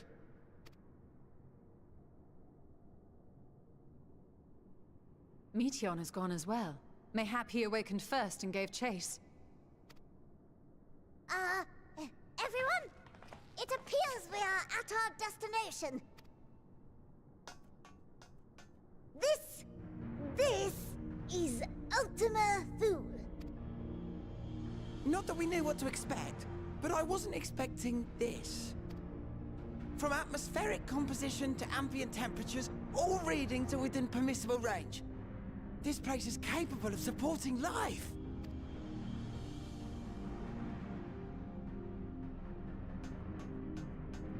If that's the case, then Thancred may well have gone on ahead. Let's go and have a look.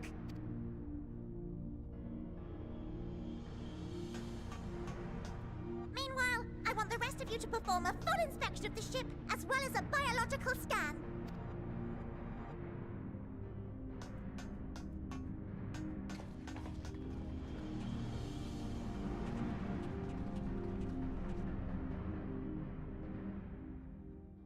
So it was that the brave wayfarers arrived at last at Dream's End.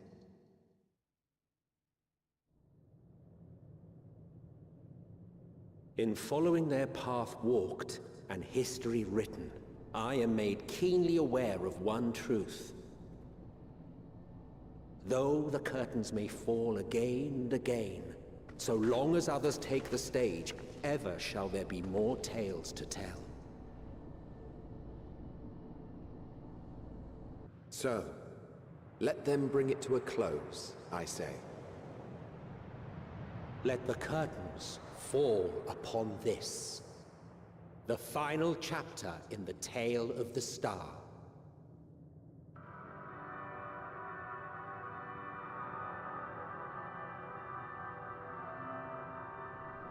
Is this a dead star? As I live and breathe, I live and breathe! Well, the environment itself shouldn't kill us. Well then, let us search for Thancred while exploring the area. The ship we leave in your care.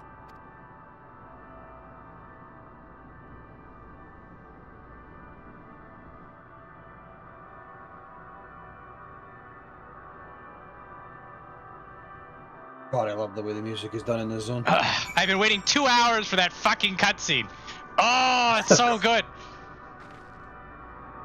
I love everything about this. You get launched up. You get like the Star Trek nerd camera going in. It's really good. And then you show up here, and then everything immediately goes to shit. That never happens. It's so good. And things are going on, and then you just wake up, and there's no Thancred, and everybody's just like, he probably ran off ahead. Just like, that's not what fucking happened. Are you serious? Are you kidding me? And then you come here, you get this visual, like one of the coolest zones in the entire game. And then you get, yes, and then the music. The way that they do the music in the zone, oh my goodness.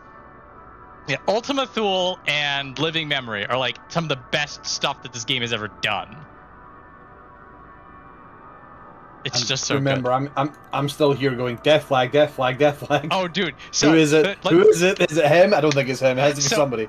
So here's my thing. Now, obviously there's the larger are they actually going to kill somebody off thing, and then the further you go along in this story, when sort of all of the Scions start to get knocked off, you realize that none of them are going to get knocked off. But at this moment right here, so turn back the clock. You may remember my huge rant on Thancred versus Ranjit and about how Thancred had his death moment and then just woke up and everything was fine. And I was so upset because that means that Thancred could never die again. Because he can't have that scene again. It's going to have no impact. But then I see this cutscene and I'm like, hang on. What if it is unceremonious? What if he just blinks out and he doesn't get that monologue in his cutscene? I was like, that's exactly how you kill someone off if they've already had their death scene. You just throw them into an airlock and they're dead. And so at this moment, I'm like, oh shit, they've done it. They've killed Thancred. And I was freaking out. I'm like, I didn't think they were going to do it. And so, and then all this is coming. You see the place, you get the music, the visuals, it all hits you all at once. And now you're here, you're standing in Ultima Thule. Yeah, as we're going through it, I then started to ask the question as they were disappearing. I was like, maybe it is me. Maybe I'm the one that's gonna die. Yeah, there's that too. Yeah, well, basically, the further we go along, the more what you sort of understand what everybody's doing. I think there's at one point, I'm sort of just throwing the game away here, but man, I've been wanting this shit for weeks. Stay with me. Stay with me.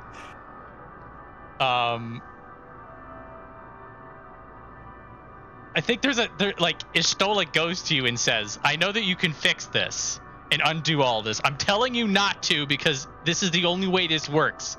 And I thought of two things right there. I'm like, oh shit, Y'shtola's going to die. And then I thought, oh, Y'shtola's not going to die. It happened simultaneously. It happened. Oh yes, and this is Thancred that we're breathing right now. We're gonna get that. It's so you just beat after beat after beat just starts hitting you relentlessly, and it's just and it's Ultima Thule too. It's so good. Yeah, even Stormer's hyped up for it. Understandable.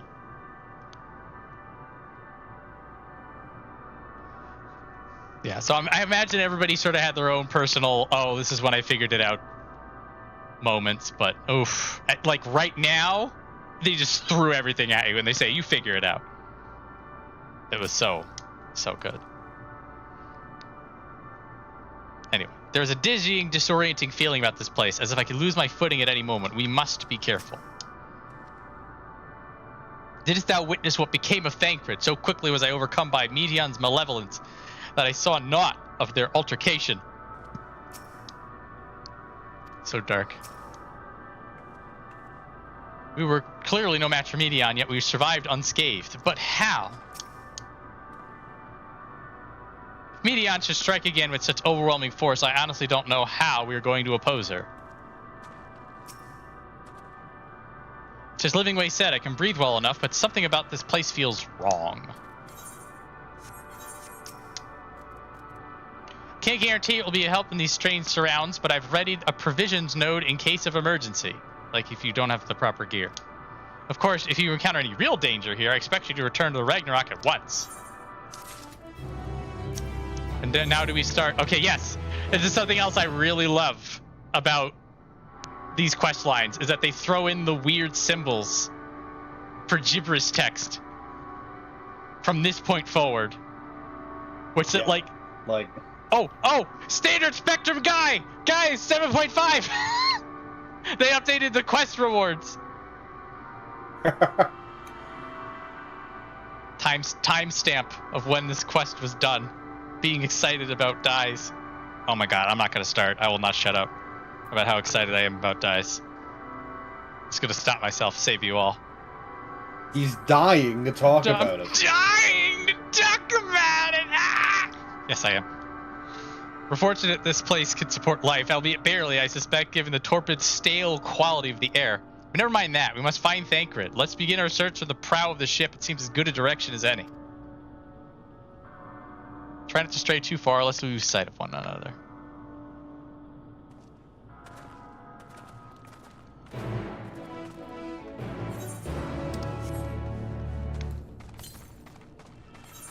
$900 yalms to the east.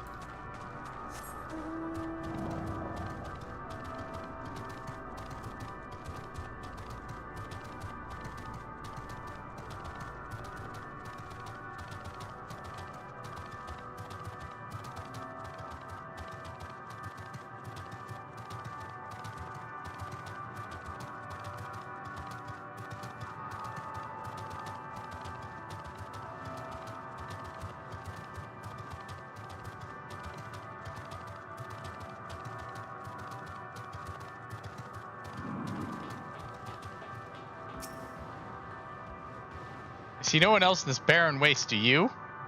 Then why do I feel like we're not alone? Like there's another presence with us, something dark and mournful. Like a stellar dragon.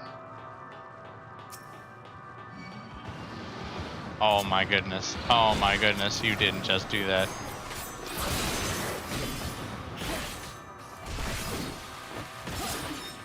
Where's my kick? Where did I put my kick?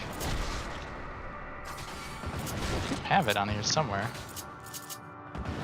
There it is. Ha! Just in time.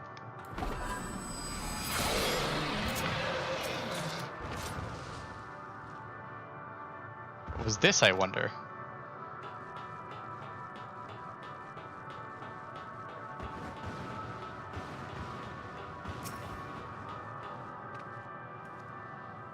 These remains have long since turned to ash, and yet they retain their form.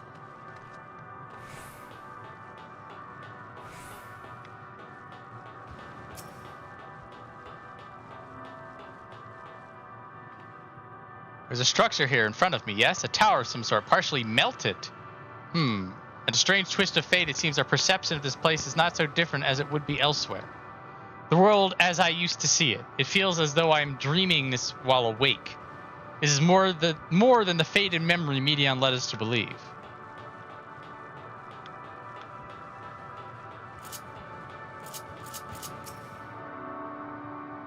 Ruins, but of what, I wonder? Perhaps we can find something to help us understand the nature of this place. A relic, an inscription, anything. Well, now we talk to everybody.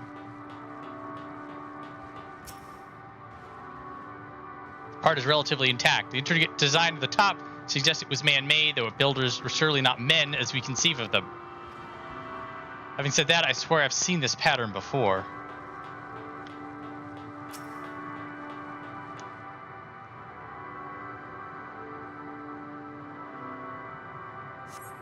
The metallic pillar has been partially melted, likely sometime in the distant past. The damage does not appear to have been inflicted deliberately. Rather, it calls to mind the indiscriminate destruction often wrought in the heat of battle.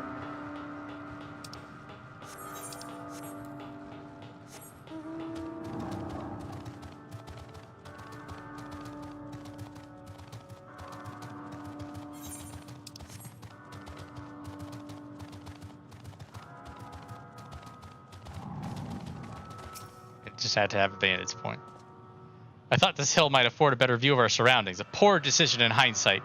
Besides the light from the ship, all that is shrouded in darkness. If Thancred is here, I'd never know it. But from what I can tell, we are near the edge of an island, if you can call it that, surrounded by floating debris.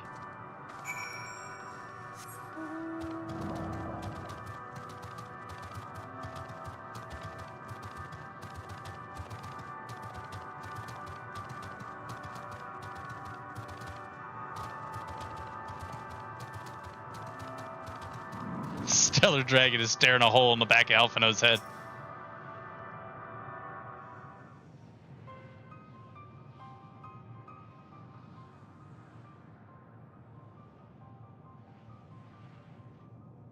I believe that does imply that Y'shtola can, at least is able to see here better than normal.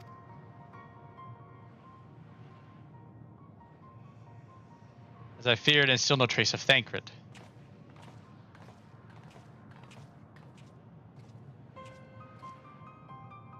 There's nothing but emptiness as far as the eye can see, which unfortunately isn't very far.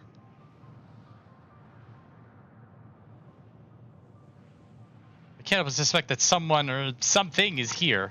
There are times when I sense it drawing close, and then a chill washes over me, leaving me exhausted. Leaving me with feelings of death and anguish.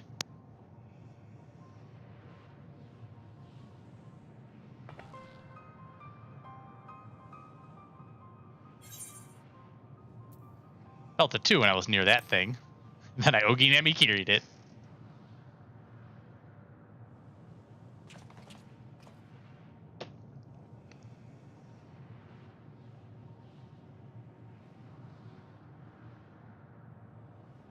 What are you talking about? There's nothing there.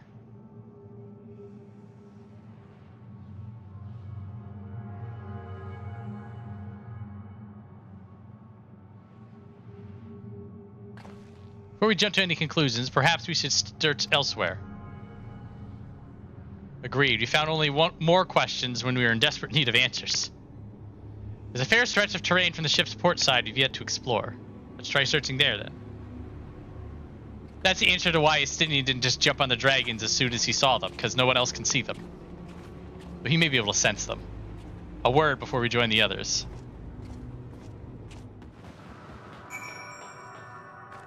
Yeah, this will confirm it. Maybe Estinian's playing cool, or maybe he just knows something's wrong. Hello, stone dragon.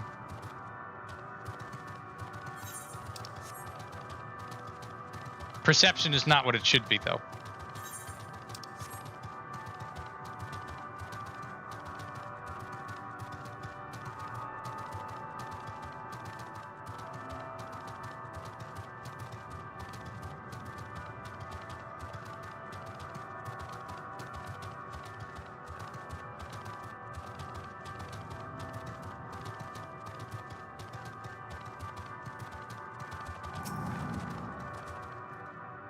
Oh, he does see them. Never mind. He's just playing cool. Some people can't see them then. Their presence is tenuous at best, but there's no mistaking it. No doubt your bond with Midgard Somer and mine with Nidhogg is what allows us to perceive them. Could these apparitions be related to the dragons that now live in Atheris? Better leave such conjecture to the others. In any case, we must be careful. We may soon find dragons they can see as well. Death and anguish. What happened to them, I wonder?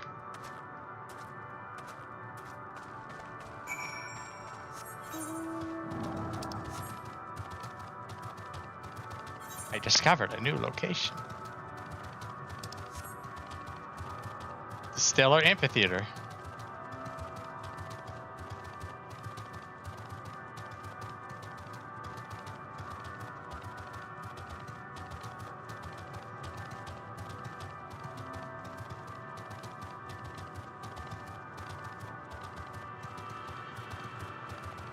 I'm attuning, y'all can't stop me.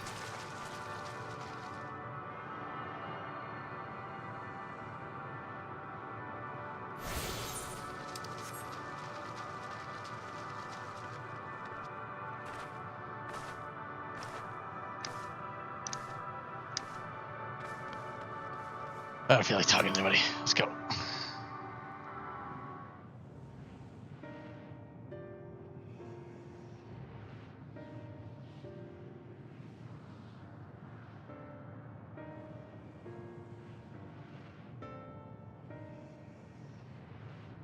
Dragons? Here?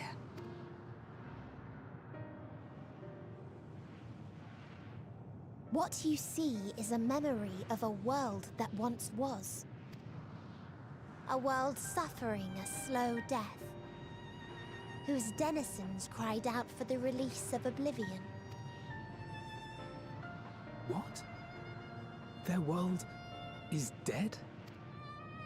It is. Not a single life remains upon that husk floating in the vast emptiness. These creatures are shadow and shade, perpetuated only to suffuse dynamis with their unending lamentations.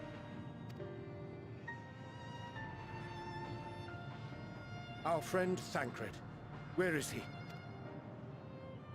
A strange question. He is at your side, is he not? Oh yes. He is here and there, and everywhere within this space. He would tell you himself if he had form to form words.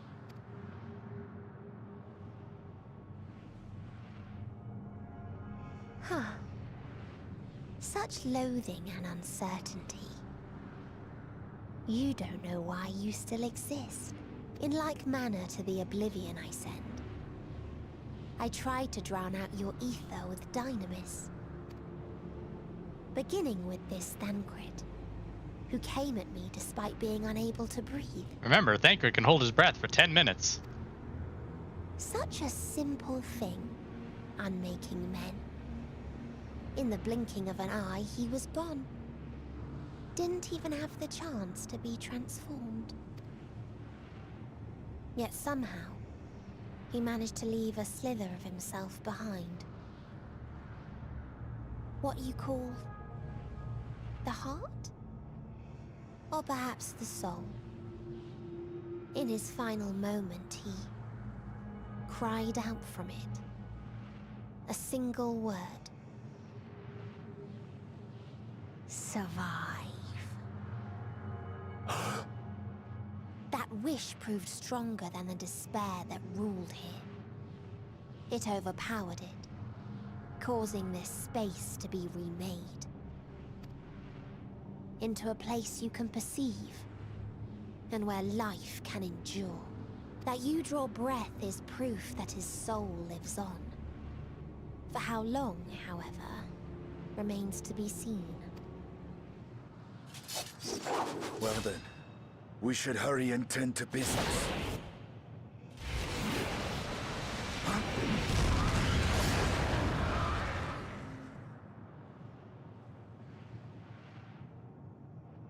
It's futile.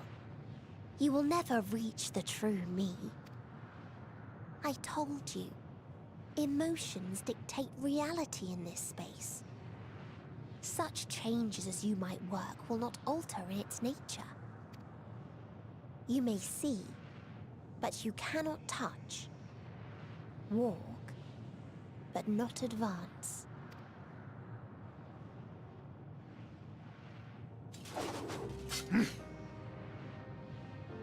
Meteion holds too much sway here. How do we contend with a foe who can unmake us on a whim?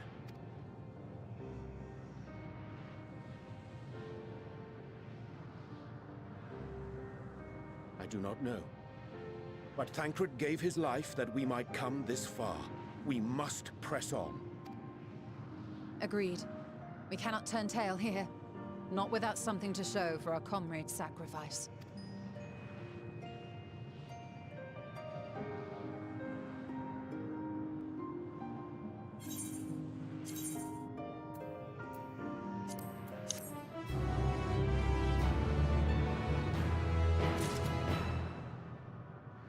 Alright, now we're chatting, people.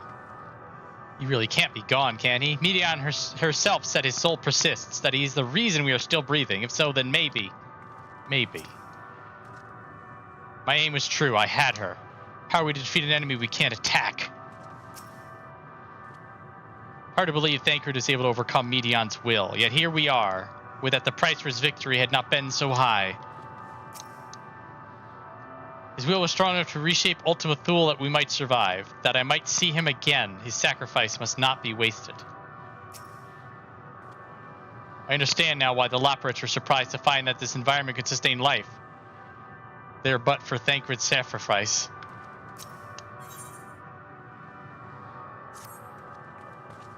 Soul without body, a form of being with which we are not wholly unfamiliar. Indeed, for we existed in a similar state when residing in the first.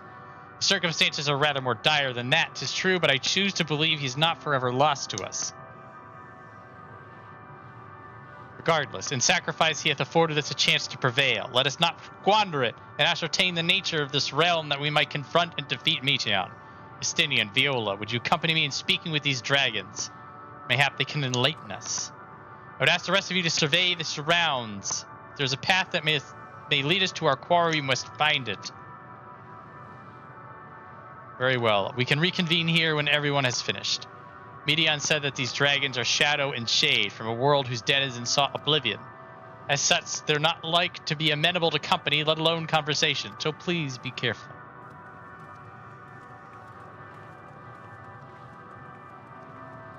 Oh, let's talk to 3 people. My favorite thing!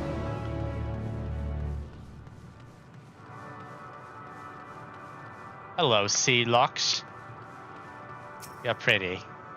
A visitor, not of the star. Could thy slender hands bring plague to our world, thy breath extinguish life's feeble flame, oh, how we would adore thee, alas. With time our flesh shall wither, our souls fade, and so we wait for its inexorable march unto oblivion.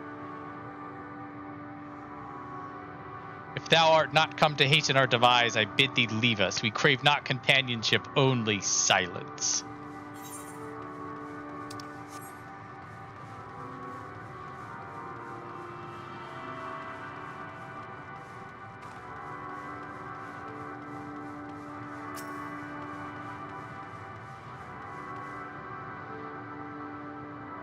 Beyond that distant veil, paradise lost. So glorious, so beautiful.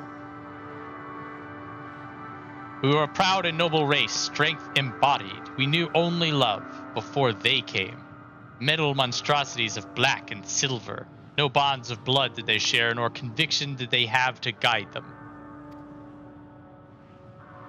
A crushing defeat. Never had we known such shame. Stilled now are the winds, though none could fill these wings burdened by ignominy. We fly no more, only sink into oblivion. Istola still has her vision issues after this.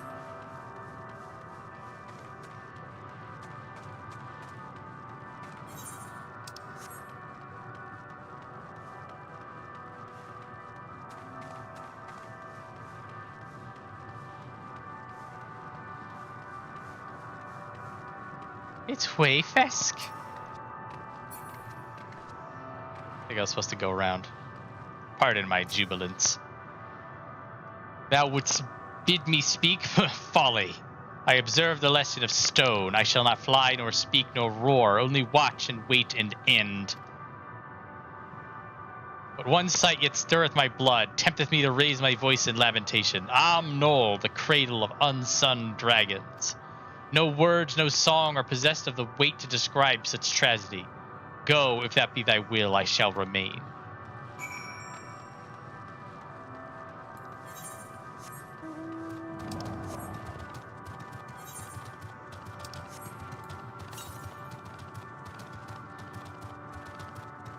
Up we go. I know they're despairing.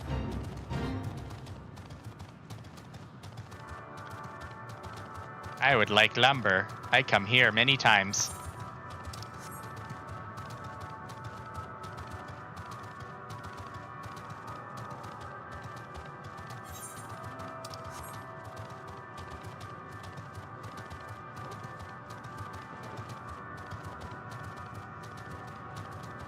Anybody seen broken eggs around here? Estinian has. They led you here as well, did they? It was described to me as a source of their woes and proof of their end. I think I'm beginning to see why. It's a hatching ground, or was. I've seen similar on Atheris. Midgard Sormer's kind must once have lived and thrived in a place such as this. Vitra said his father was driven from their ancestral home by war and strife. This, then, is the fate of those who remained. Let's have a look around. Maybe these eggs have more to tell of what happened here. This is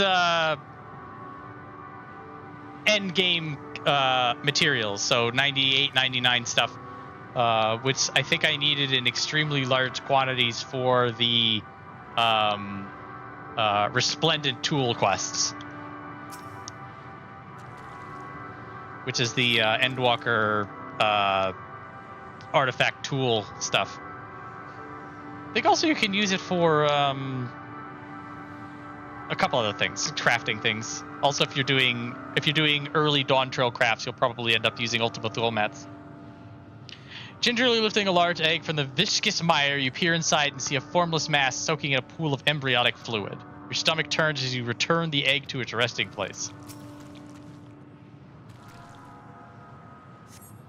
Inside the shattered egg, you find the remains of an unborn dragon. The body has already begun to decompose.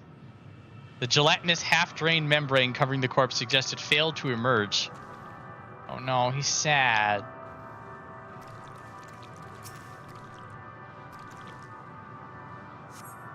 A murky liquid is pooled inside the eggshell. The noxious future is indicative of contamination. The stench of these eggs is as fierce as any weapon. Would that there were winds to carry it away.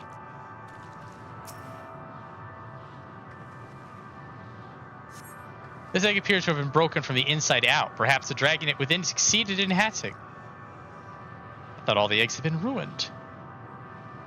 The dragonet was indeed hatched. There is no sign of it here, or its sire, for that matter. We should look for them. You start with the cliff tops, I'll search the plains.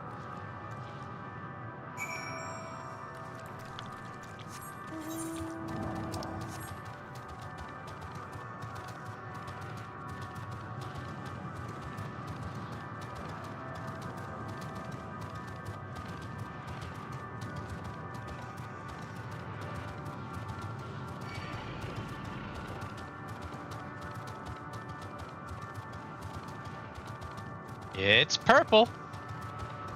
It's bereaved.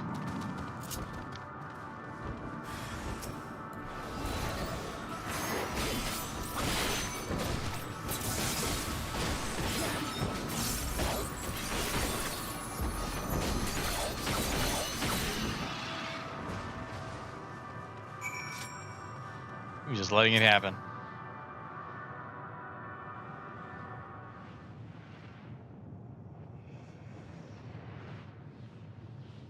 Boisterous howling hath been quieted. By thy hand, I presume. Everything all right? I thought I heard a dragon or something resembling one. It was attacking it. Let's see. Is that your child? Perhaps some eggs within Omnol are indeed mine. If life within one did quicken, then the beast thou hast slain may be one of my blood. Yet I do not recognize it, twisted and malformed as it is. Not a dragon in truth, but a reminder of our failure, a testament to our shame. Explain.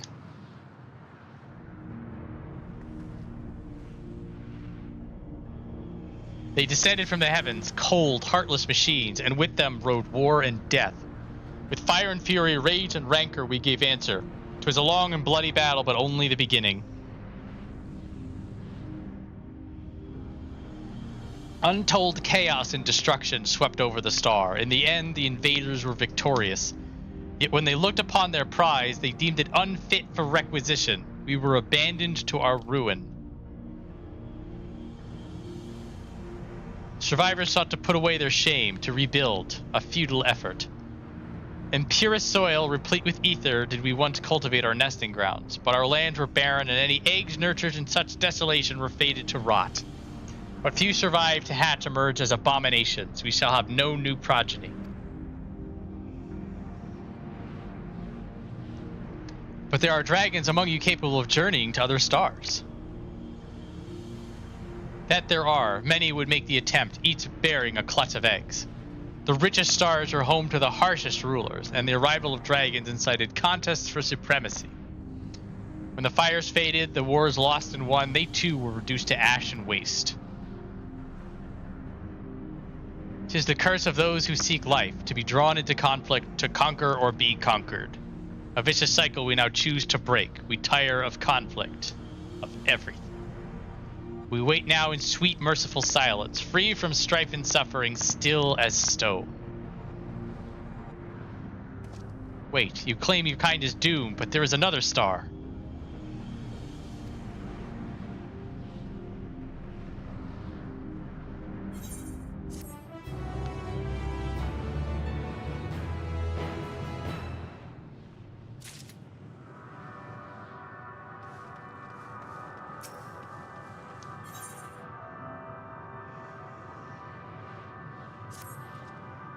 They want only to brood in silence, to be left alone with their grief until time itself comes to an end. The sole reward for senseless bloodshed, a pain I understand and wish that I did not, but fools we were.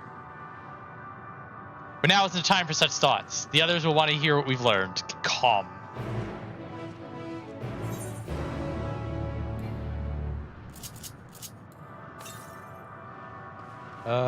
You're in the next area.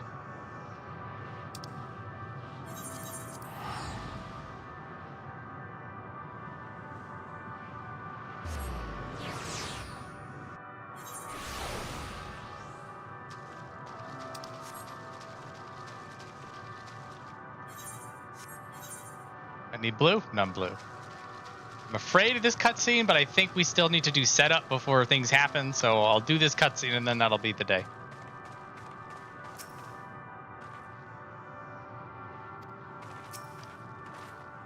We're able to establish any meaningful contact. Let's talk about it.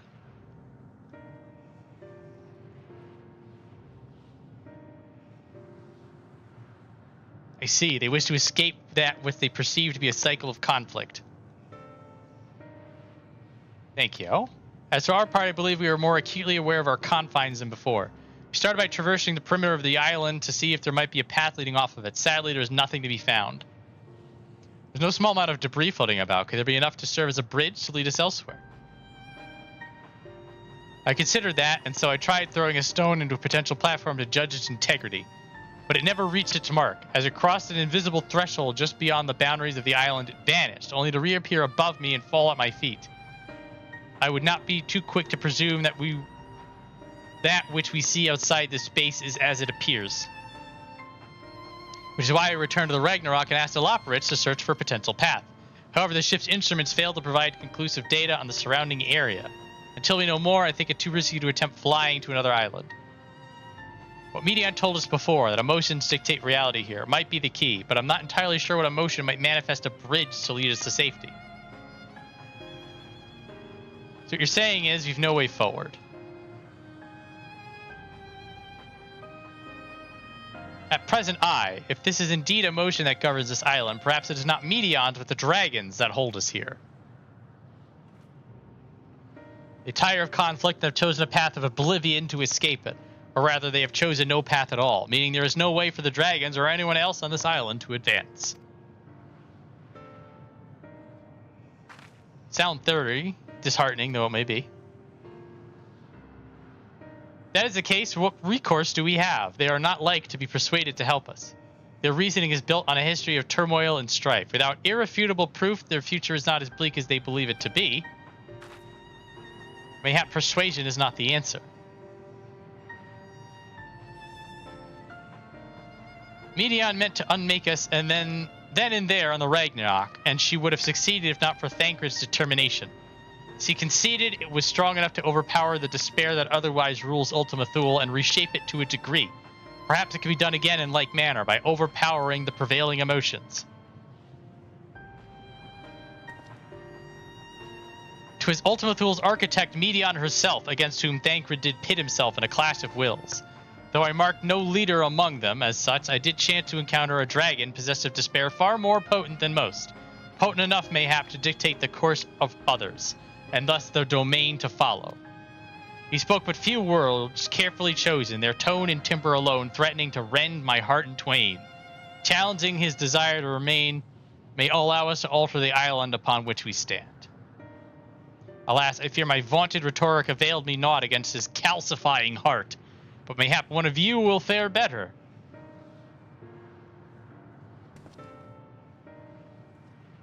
And I shall guide thee. Al-End, they call him in the dragon tongue. Thou wilt find him nearby, eyes fixated upon the water. Well, what do we have to lose? Let's get going. Who do we have to lose, you should say.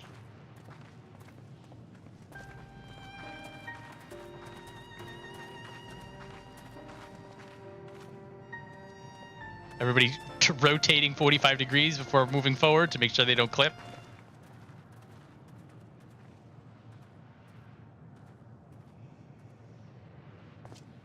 Stinian knows what he has to do. The Warrior of Light may or may not understand as well.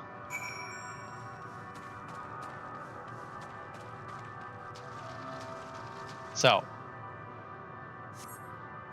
good place as any to park it for the evening. Ooh, I'm about to be 93. Look at that. Fancy bitch. Happy birthday. Woo! Alrighty, we got the finally. God. Despite the efforts of every NPC in this game, we got the Ultima Thule. We're here. I kind of want to keep playing, but we gotta go. See you, Night Fiend. See you, everyone else. Thank you, everybody, for hanging out. I hope you have nice evenings. More Salmon Max Saturday. That sounds right. And more, absolutely more this next Wednesday. Gonna very, very, very short list of things that will end up happening that makes me not do this. But anyway, very excited, extremely hyped. Look forward to providing more of Ultima Thule to you guys in a week's time.